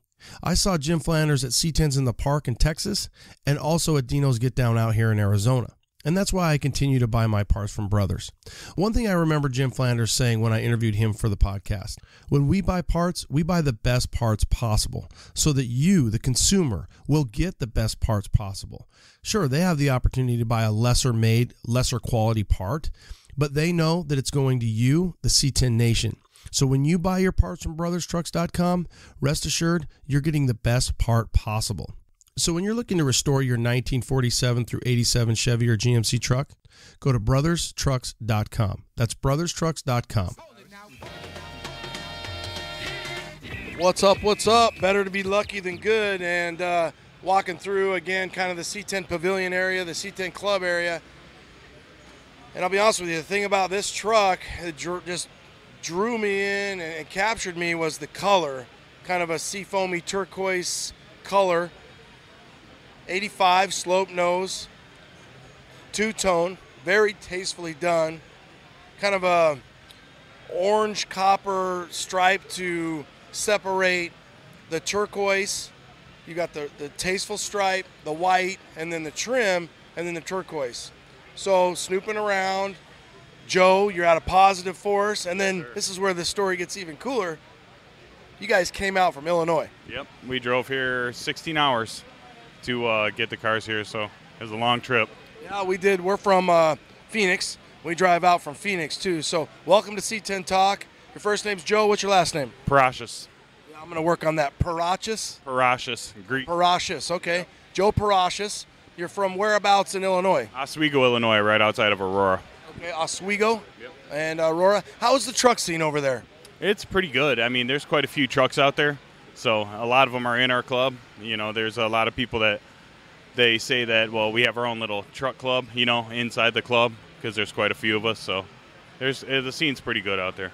Yeah, how about the C10 Chevy scene? The same? It's all the same. It's pretty much the same thing. Okay. Yeah. Not a lot of Fords? Nah, you know, we have a few Ford buddies that have a bunch of Broncos and stuff like that, but mainly Chevy. Cool. How'd you get this truck, and what's the story? I have a buddy out there that he really likes to just build. He doesn't care about the drive. He doesn't care about nothing. So I kind of knew about the build as it was going on. And I always told him, when you're ready, just let me know, you know, because I watched everything, you know, basically come together. So when he was he in your club? No, he's kind of just an outside guy, a buddy of all of ours. So, you know, when he was ready, he let me know. He reached out, and I got the truck from him. So, do you have a style? Was this a style you really like, or do you just like all rad Chevy trucks? Yeah, you know, I like low, everything low. So I think that's probably, if I had to put a style in there, it'd probably be it, you know. So how long have you had this truck? 2 years now. So what stage was it in when you got it? It was basically finished. You know, I did a couple things to it, and we cleaned up a few things, but he was basically there. Yeah. Well, you like low. We talked about that. Yeah. And you like lip. Yeah. So what do we got here? 24 by 15 race lines. Okay, so 24 by 15 race line. You got plenty of lip. Oh, yeah. And Houston, where we're at, I mean, pretty much, they love lip. So this thing fits in really well down here. How's the response been? Oh, it's amazing how many people come out and ask questions, and they love the truck. So it's cool to see, you know. How about this color? Is this? Did you ever talk to the builder about this color? Oh yeah, they had a custom color made called Tiffany Blue, so that's what they had called it. So we stuck with that. Do you find that you were taken by this color just like I kind of explained I was? I mean, it's something that really drew you into the truck? Yeah, I feel like it's an old school color. It's got an old school look to it, and it almost looks original, like you said, tastefully done. So I think that's what sucked me in. It really does remind me. It's funny because 2 trucks over we have one of the dead end crew. They have the Schlong bed, which is going to be your 67, 68, and it's really that Tiffany color. We've got Keith Stevens built Tiffany, the actual truck, and it's that Tiffany color. It's kind of a seafoam. This truck, this color, I would say is just a scotch. Well, more than a scotch, but it's a lighter turquoisey, bluey color. Whether or not you think turquoise is green or blue, my wife and I have that debate all the time. I think it's green. Obviously, you guys or the painter thought it was blue because you named it that color, that Tiffany blue. Now, how many cows did you have to kill for that interior? Not too many, probably 3 or 4. Yeah, that's got some serious leather interior. Again, the doors, the seat, the dash, gauges. What are you running? They're Dakota Digital gauges. And you guys did, or the builder did a really good job of offsetting the white. The white looks cool in there. You've got the 85. You've got that right bezel, and then the color under the dash with the kind of a baseball glove mitt color with the leather. It looks like a glove that you got when you were a kid. You oiled it, you worked it, you oiled it. That's probably, again, the color, well, the leather goes really well with the Tiffany blue. I agree. A nice weathered tan. How's it drive? It drives amazing. LS3 and, the 525. So she's got some good response. 3-inch exhaust. She moves. What tranny? 4L70. All right. Yep. So is this something where you've had a few years, you haven't had to do a lot to it, you just enjoy it, clean it, maintain it, and then you move it down the road, or what are you thinking? Yeah, there's still a few more things. I'd like to do serpentine and stuff, and there's a couple other things that I want to do to it, supercharger, but that's right where I'm stuck is what am I doing with it? Yeah. Am I keeping it, or am I kicking it down the road and building something else? A lot of truck guys' problems, right? Oh, yeah. So is this the first time you guys have been out to LST? Second year for us. How's the response been for this truck? Oh, it's been great. I mean, a lot of interest. Plus, I'm parked next to this awesome 64 here, so. Yeah, you're really in a great area. So, rad builds, rad people, Illinois. Thanks for coming all the way out, and it's cool that the C10 Nation spans, just so many different states. I was telling Joe, Illinois isn't one of the states that you kind of think come to mind for a lot of C10s. I mean, we think cold as hell, but when I'm able to look kind of through the listeners, Illinois is usually number 5 for the states from the perspective of where the C10 Nation and the audience that's listening to C10 Talk Speaking of cold, what kind of weather are you dealing with over there? 24 to 30 usually. Pretty shitty. Shitty, cold. Yeah. How's that work for maintaining your truck? They stay inside. I got a nice little shop, and all these guys like hanging out in my garage, so it's fairly easy. By day, you got a regular job, and this is just kind of a hobby? Yeah, I run a remodeling company out of Oswego, Illinois, so I work my butt off so I can basically get the things I want. All right, where do we find you? If I want the audience to kind of be able to see more of this truck than just what I shoot today, what's your Instagram? Instagram's Joe-P-Rider, and I'm also on Facebook as well. Joe-P-Rider, R-I-D-E-R? Yes, sir. All right, Joe, thanks for taking time to hang out with C10 Nation, C10 Talk, and you got a really rad truck. Hey, do you have a name for this thing? I do not. Come on, Joe. No name. Tiffany Blue is where it's staying right now. Oh, well, Tiffany Blue's working, dude. Rad truck. I do like the orange offsets it really well. Thanks for coming out today. Awesome. Thank you. I tell you what, if I'm judging my interviews by the people around these trucks, this is another good one. Been a crowd around this. I've been kind of watching it. And the nice thing, Anthony, is the people and their reaction and when I see them checking out your truck. So we have Anthony Alcosta. He's out of Austin. Anthony, welcome to C10 Talk. Hey, how you doing? I'm doing good. He's excited about this one. I think he was more excited that I'm not videoing him and it's only audio, but he might be shy. We'll have to work it out of him a little bit. No social media, nothing, but one Rad Ass C10. Anthony, tell us about your truck. It's a 1964 C10 LS3 supercharged, about just shy of 700 horsepower. I picked up the truck, 50,000 original miles, and just went at it and put my touches on it. Local truck? Yeah, it was a local Texas truck. Are you a C10 guy or just a builder? I'm just a builder. I'll put them together here and there and let them go. And but this it's got a place with me, so I don't know. This one probably stay right here at home. Good. I mean, keep her for a while and enjoy it. I mean, the fruits of your labor. It looks like it's a fresh build. Yeah, it's about 7-8 months that's been done. So it took me about a year to build it. A lot of late nights. Now, I was talking to your buddy, your boss. You guys work together at an auto body. Is that what you do, body work? Yeah, we do collision for a living, so this is just a hobby. Was this a truck that was in the shop or something you do at home or both, or how does that work out for you? I'll do it some at home and a lot of it at the shop, and it's just something I just do after hours and, like I said, a lot of late nights. Take the audience through the journey of you finding this thing, 64, low-mile truck, original owner style truck, Texas truck, and when you got it and then you thought, well, what the hell am I going to do with this thing? The day I bought it, the following weekend, I tore it to pieces. So then I went at it from there. I knew what I was going to do with it already. Well, did you have a complete game plan, or did you say, okay, you knew you were going to restore it, you knew you were going to paint it, and then, we're like, hey, this is the power plant I want. Work us through some of those decisions. Well, I'm a kind of a junkie for power, so I knew it'd have that for sure. Once I got the truck, I kind of knew where I was going with it. I'm kind of the type of person, I just like it to look real subtle and, have it. I want it to keep its error, but then I want to modernize it. So I just put some touches that I thought would look good and went at it. Very clean. So when you say some of the subtle things, what you're doing is very clean. Let's start right here. We're in the front of the truck. You have the right color combo here. Kind of a, our friend, and for the audience, Hammerhead Lolo has this color on his 64 to 66.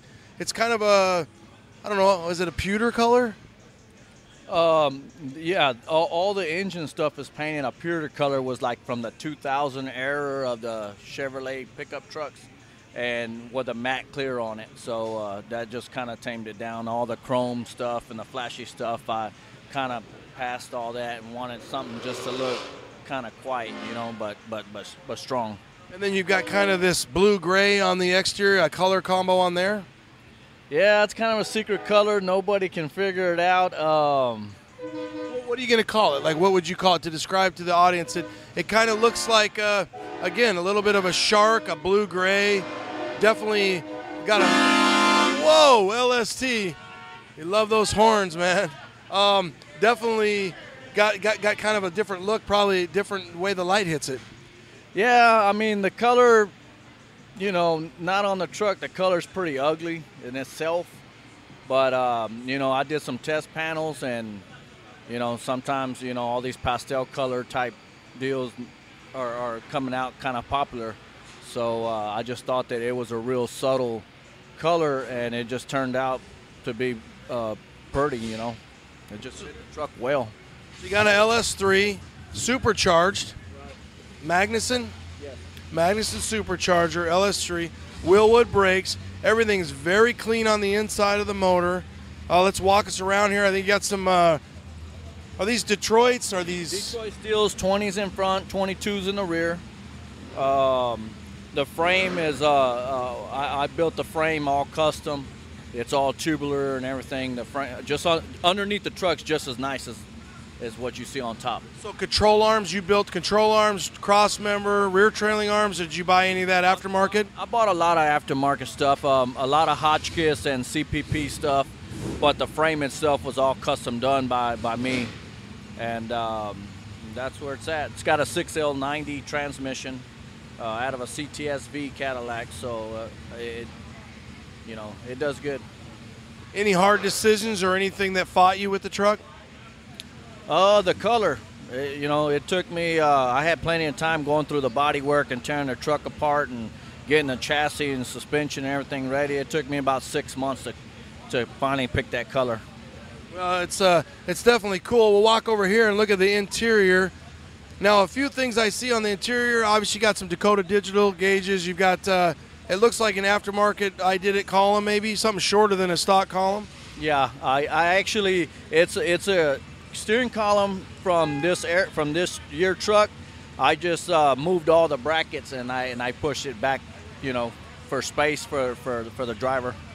Yeah, and it looks like the seat's even a little smaller in the back, so you've got a little bit more room. Right. I've adjusted the steering column to go be shorter, and the seat is actually 2 inches. The custom brackets mounted 2 inches down, and I had the back of the seat cut 2 inches to thin it out so it can move it back.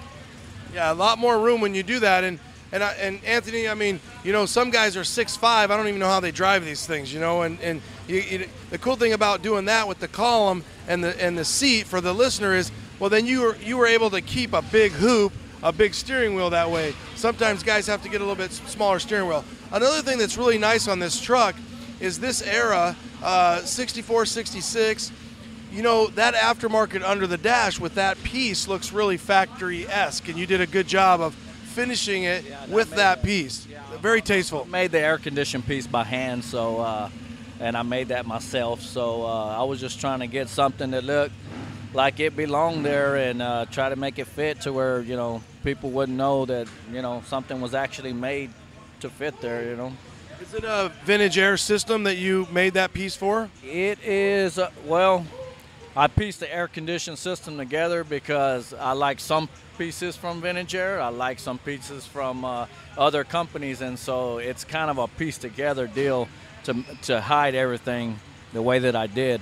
Yeah, I think you've got the Resto Mod. You've got the, like, one of them's old cool. I can't remember exactly, but I tell you what, you could Cool Air, yeah. You could sell that piece because it looks factory. So Anthony, you did an amazing job on that interior, and it looks to be the natural or the original fawn color that you painted it.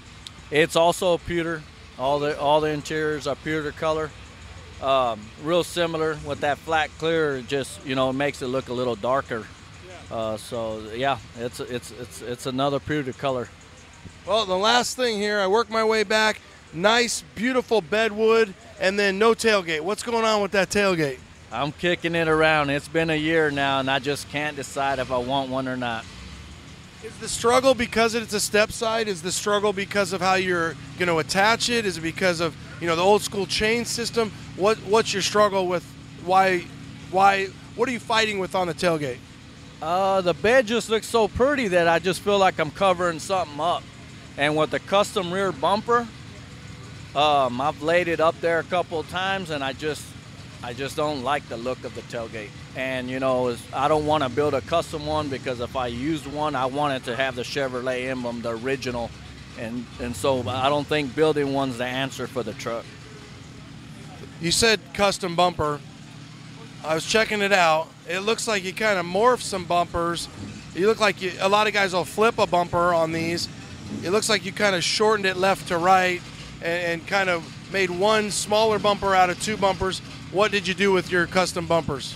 Yeah, so the front bumper actually is just I just welded it all up and molded it into one piece without having the bolt holes. The rear bumper is I bought 3 bumpers and pieced 3 bumpers together while shortening the bumpers. It took me 6 bumpers to actually get it right, but that's where I'm at. And then 6 bumpers. 6 bumpers. Damn, son. $3,000 deep in a rear bumper. That might be a T-shirt, brother. I'm telling you. I got $3,000 in just the ass of this truck. Work with me. Come on. All right, so 6 bumpers. You went with the two-tone. You balanced it with the white roof, with the white wall. Was it a two-tone truck to begin with? No. The truck was actually real similar to the color of the inside, which is it's real close to the pewter. You could have pulled it off, but and I liked it when it was that color, but I just decided to do the two-tone to break it up. Yeah, you did a great job. Do you got a name for this truck, Anthony? No, I sure don't. I've built several cars and never named any of them. You got $3,000 in a rear bumper. That might, let alone, gives it some type of character. What kind of hood engines did you use there? I saw those as well. Those are the who makes those? Ring Brothers, Eddie Motorsport. Those are Eddie Motorsports. That's right. Yeah, you know they all kind of look similar. They're very clean, tastefully done. They look great on this. So Eddie Motorsport. All in all, you got a rad truck. How has the response been since you brought it out? Oh, people just love it. I've been asked probably 150 times a day what color it is. Yeah. And anybody want to buy it from you? I've had some offers on the table, but like I said, I'm not too fond of selling it right now, so it'll just stay where it's at. Good deal. Anthony Alcosta, you're out of Austin. No social media, so I can't tell you where to go look at this. I'm going to take some pictures of it and post it up on our social media. We do dig the color. It's not a baby blue. It's not a dark blue. It's definitely got a medium blue. It's a Volkswagen blue. Volkswagen blue. Oh, that's what we're going to go with. He's giving me that grin like it's really not, but you can look it up. Volkswagen blue. It's pimp blue. 64 step side, two-tone, LS3, Madison supercharged, Willwood brakes, Detroit steel wheels. It's all there, man. The recipe. Anthony, thanks for coming on C10 Talk, my brother. You bet. Sunday's fun day. Finally. It's like chasing that high school girlfriend you could never kind of get up to. I've been chasing Candace all week, severed Candace. We are in the Airlift Performance booth, and we've got our 63 here. I'll tell you what, if you're kind of first getting into into seeing this truck, I would say you're not on social media because she's been working on this truck a while. Obviously, there's a plenty of uniqueness with the truck, but then when you have a female builder, that adds something different or unique into the build itself.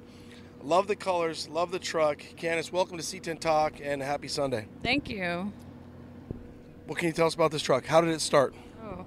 It started a lifelong project, I guess. 8 years ago, collected a truck.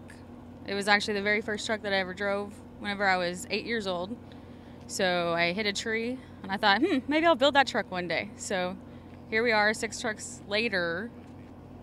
And that's how it started. I don't know. Well, I would normally say, damn, son, but I'm going to say, damn, girl.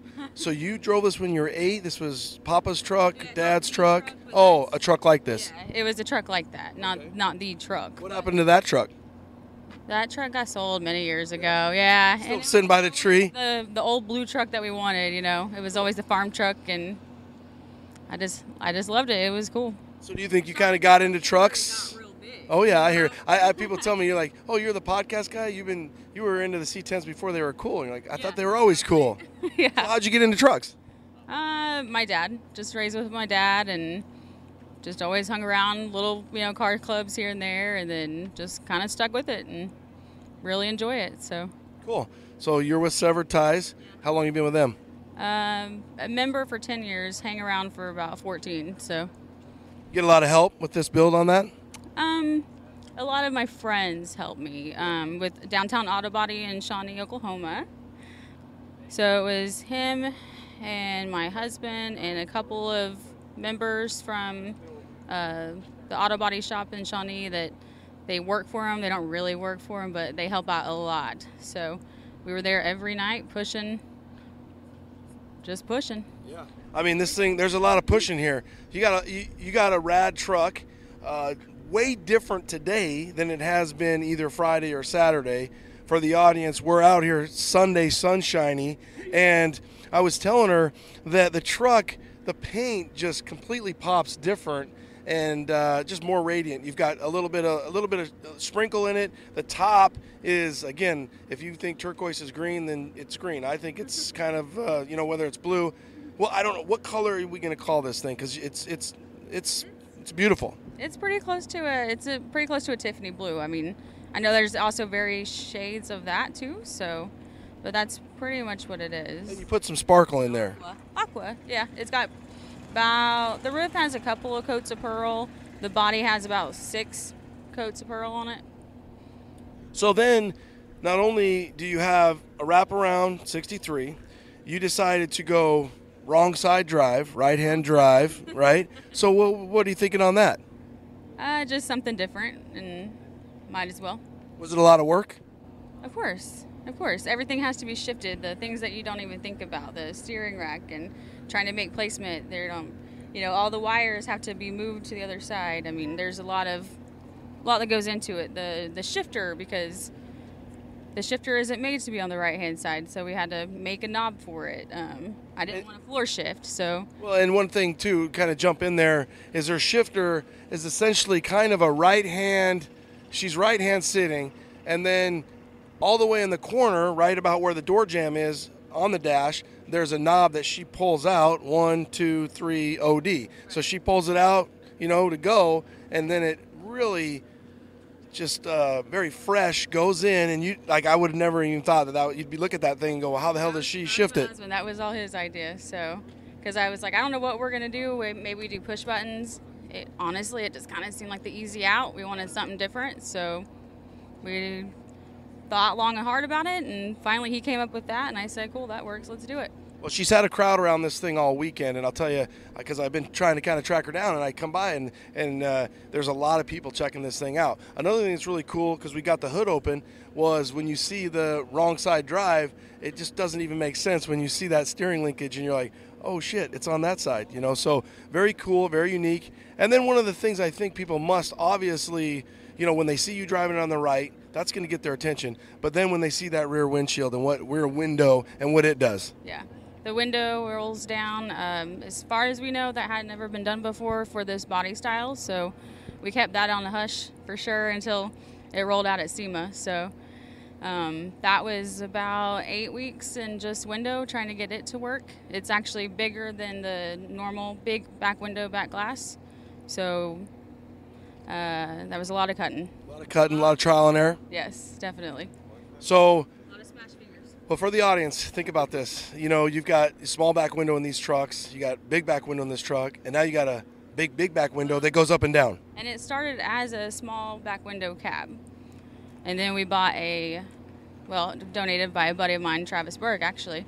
And we had to take that window, cut that cab, so we meshed the 2 cabs together to make. From a big back window. From a small back window to a big back window, because we needed that surround to put it in. So a lot of times, when you do a big back window conversion, it's really not the rear of the cab that you need. It's the inner donor that you need, so that the inner side of the truck isn't completely mangled and just raw metal. So that's a lot of times when somebody gets a donor cab for a 63 and they want a big back window, That's what they're harvesting, is that inner. So it sounds like you got that from your buddy. You guys made it.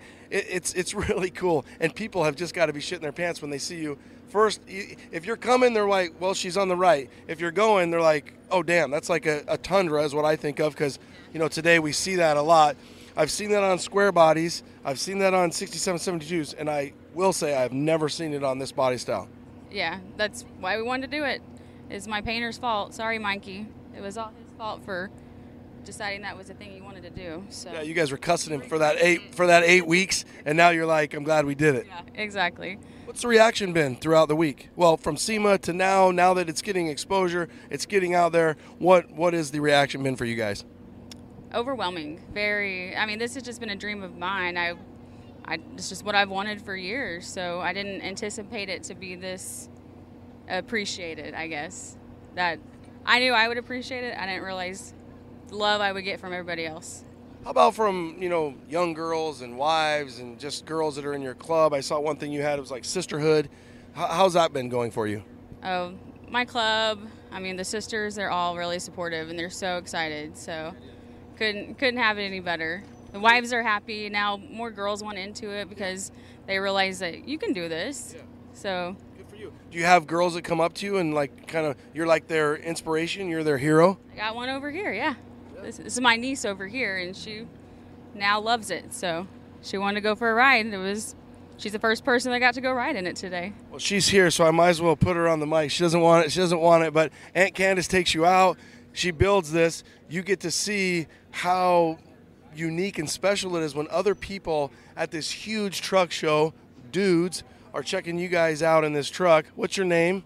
Megan Jordan. Megan Jordan. Megan, I'm going to put you on the spot here just real quick. What's that feel like for a young female to get to see your aunt and see this truck and ride around in it and see the reaction?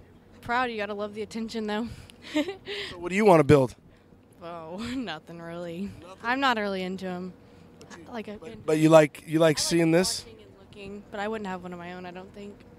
Well, it is very cool. You've got your back window has some killer artwork here. Obviously, some of your sponsors that worked with you on this build. It's been a labor of love. The color is amazing. They've got the Tiffany blue on the bedwood. You've got the cab to obviously create that balance, and then your wheels, your race lines. You guys did an amazing job. What would you say was your toughest part of the build? Honestly, it was the window and the bed. Her dad actually built the bed for it. Man, that thing, it was just, we got it. We didn't think we'd have to cut it down so much. We had to cut it and recut it. The amount of time that I spent sanding the thing was miserable, but it was worth it. So many layers of clear, so much sanding. For me, the worst was the bed. Well, you guys, I mean, almost to the same point to have what looks to be a light wood with the Tiffany blue laid, on it, and then with the pearl, it's very tasteful. And you guys have a ton of balance here. It's dirty out here. She's lifting it up right now. Oh yeah. Oh my God. She just lifted it up, and very, very well done custom chassis. She did say that the custom chassis came from California. You got it.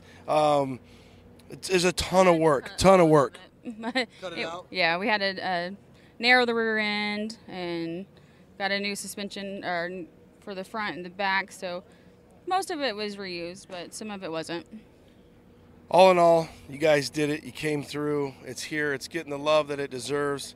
Candace, Severed Ties. You guys check her out. What is it? Severed Candace, right? On Instagram?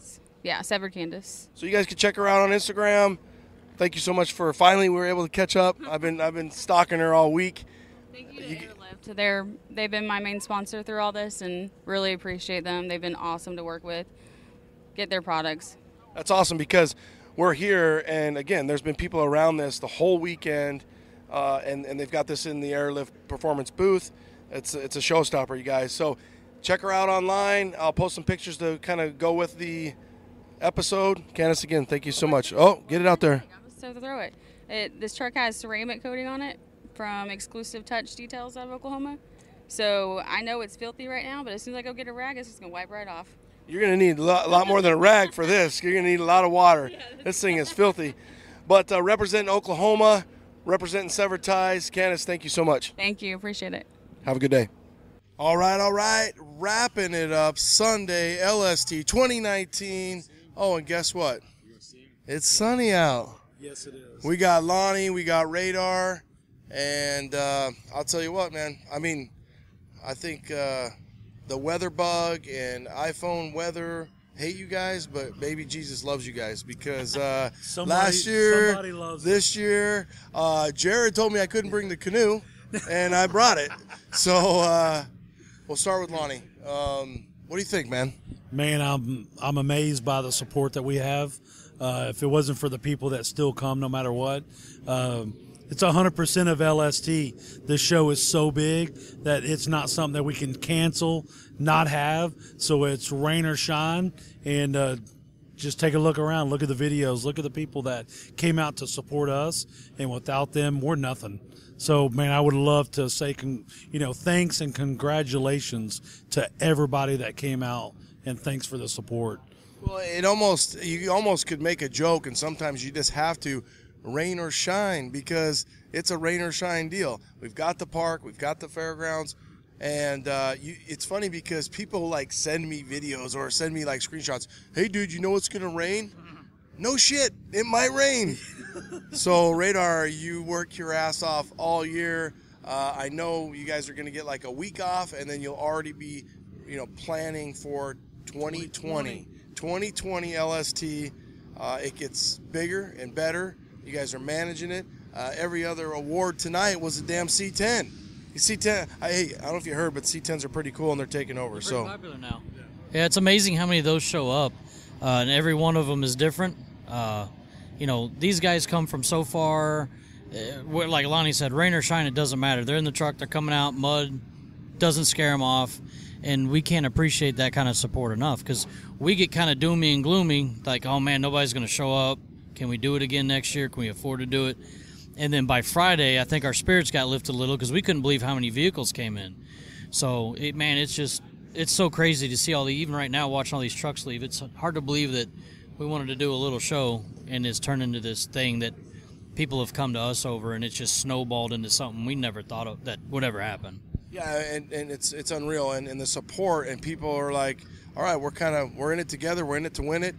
Friday ended up being kind of I kind of feel like it was like the coast weather. It was like you were at the beach, and it was just foggy and drizzly, but it was really nice, and the trucks looked cool, and the lighting looked cool. Sure, Saturday, maybe a little, we wish we could have had a little less, but it hit, and then everybody was looking at their weather bug, and we're watching it. We're like, dude, we're like gonna just miss us. It's Arkansas is just getting pounded. Phoenix, Flagstaff, Arizona's getting more snow than they've ever had, and we're sitting here enjoying the weather.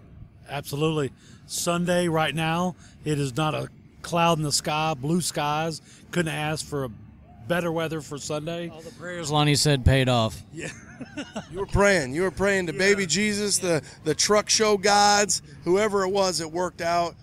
Another successful show, the awards, the people, the vendors, the atmosphere, and just to convey to you, the thing that continues to happen when I meet people who, for example, we came out with some people that had never been before, and they're just like, are you kidding me? Like, this is unreal. This is like SEMA, but a truck show.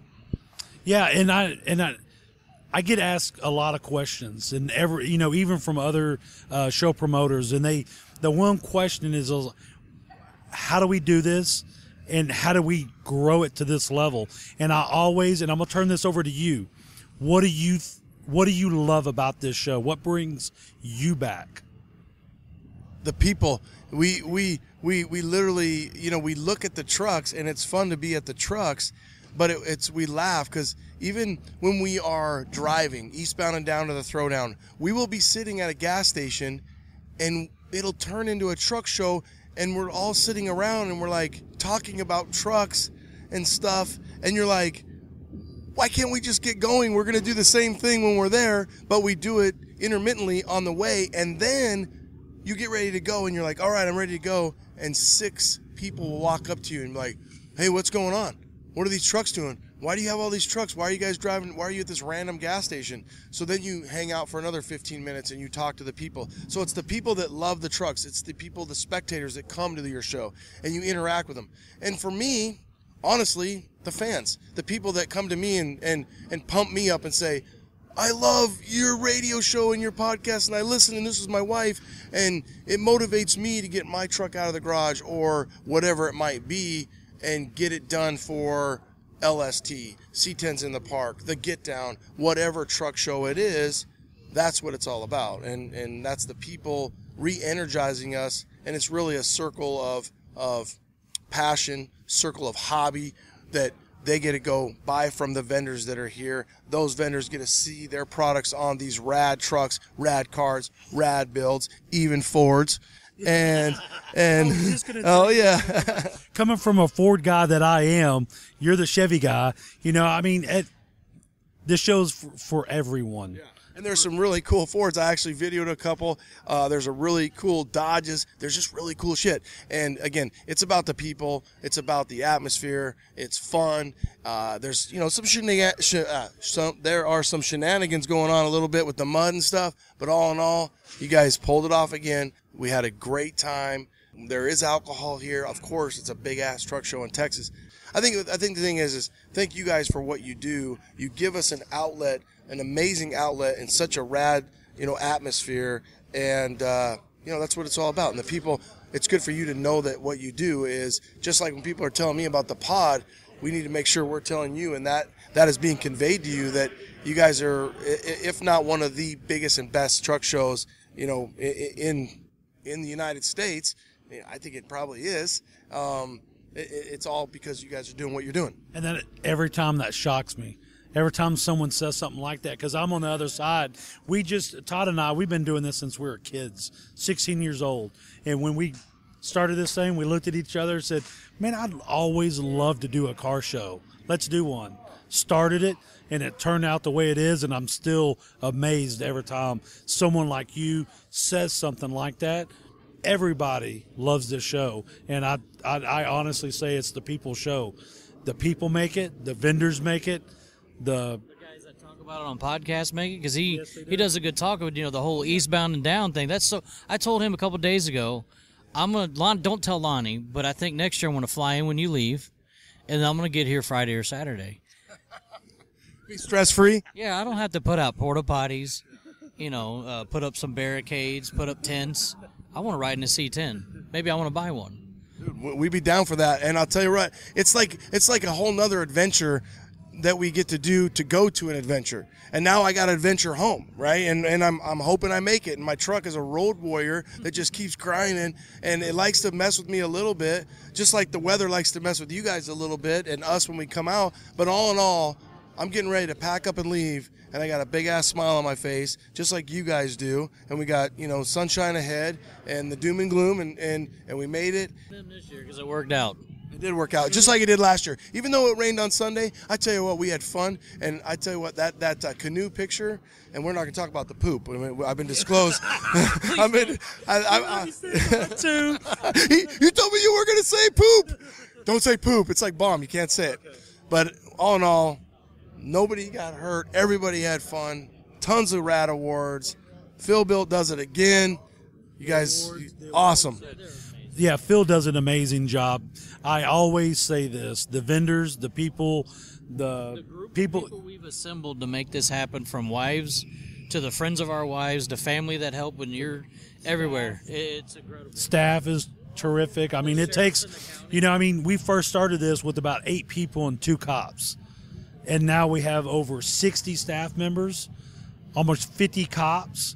I mean, this is Thursday, Friday, Saturday. We get out here on Monday, and then we're out here 7. Back out here Tuesday, finishing up odds and ends. So it takes a lot of time and a lot of people behind the scenes. And it takes a lot. You say naysayers. A lot of people are like, why can't they postpone it, put it on a weekend that doesn't rain? You cannot predict weather. If you could, you could make a lot of money if you could. But the show, there's so much, people don't understand what goes on behind the scene. This is a year-long thing to make LST Works. It takes a year. It takes 12 months. How stressful is it? It's a lot. Well, not just the show, but because of the weather. I think for me, it's a lot. Todd and I are like yin and yang. I'm a very stressful person. I'm a people pleaser, and it's hard to please everyone. And for me, I want a perfect event. I want it not to rain. I want it to be so perfect. Everybody is pooping rainbows. But that Can't say poop. Oh, I can't say poop. But, yeah. But, you know, I want everybody happy. So for me, I stress a lot. But throughout the year, it's stressful all year long. You know, you look at how do you make it better? How do you make it better? Every year, we change something. So we go back to the drawing board. We brought on Jared, and I have to throw out Jared on this. We could not do this without Jared. Jared has helped me tremendously with the vendors. Getting vendors in here, getting vendors happy, it takes months and months and months, and he does an awesome job. For the listener, the vendors are like the high maintenance wife or girlfriend. I can only imagine how keeping vendors, because every time I'll joke with Jared, my contact on vending, and I'll be like, am I going to be in the poop spot again? He's like, don't even mess with me right now. I got no time for your bullshit. Yeah, Jared's tremendous amount of help. And like Lonnie, I'm a people pleaser too, but I'm also real. Lonnie's the guy that wants to worry himself to death over it. And I see where he's coming from. You know, the rain's coming. There's nothing we can do about it. We are a rain or shine event because we got 130-something awards we've got to give out. So it's going to happen. So we're going to stand out in the rain. We're going to get wet. We're going to have some fun with some people, let the vendors make a little bit of money, and just get through the weekend. That's the only thing we do. So I'm a real person. It's like, I'm sorry there's mud here, but we're going to make the best of it. So that's what he worries about, trying to make everybody happy. I'm like, we can't make everybody happy, but we're going to try. So either enjoy it or don't, you know. And I'm going to have to use Jared's saying, there's 100% of LSD happening. We get so many people like, what happens if it rains? And it's like water falls from the sky. But what I could tell you is there's 100% that LSD is happening no matter what. That's it. We're going to cap it off 2019. I'm going to jump in my truck and get as far as I can, headed westbound and up now. Maybe Ford will put us in that commercial since they didn't put us in the other one. But yeah, my little pencil.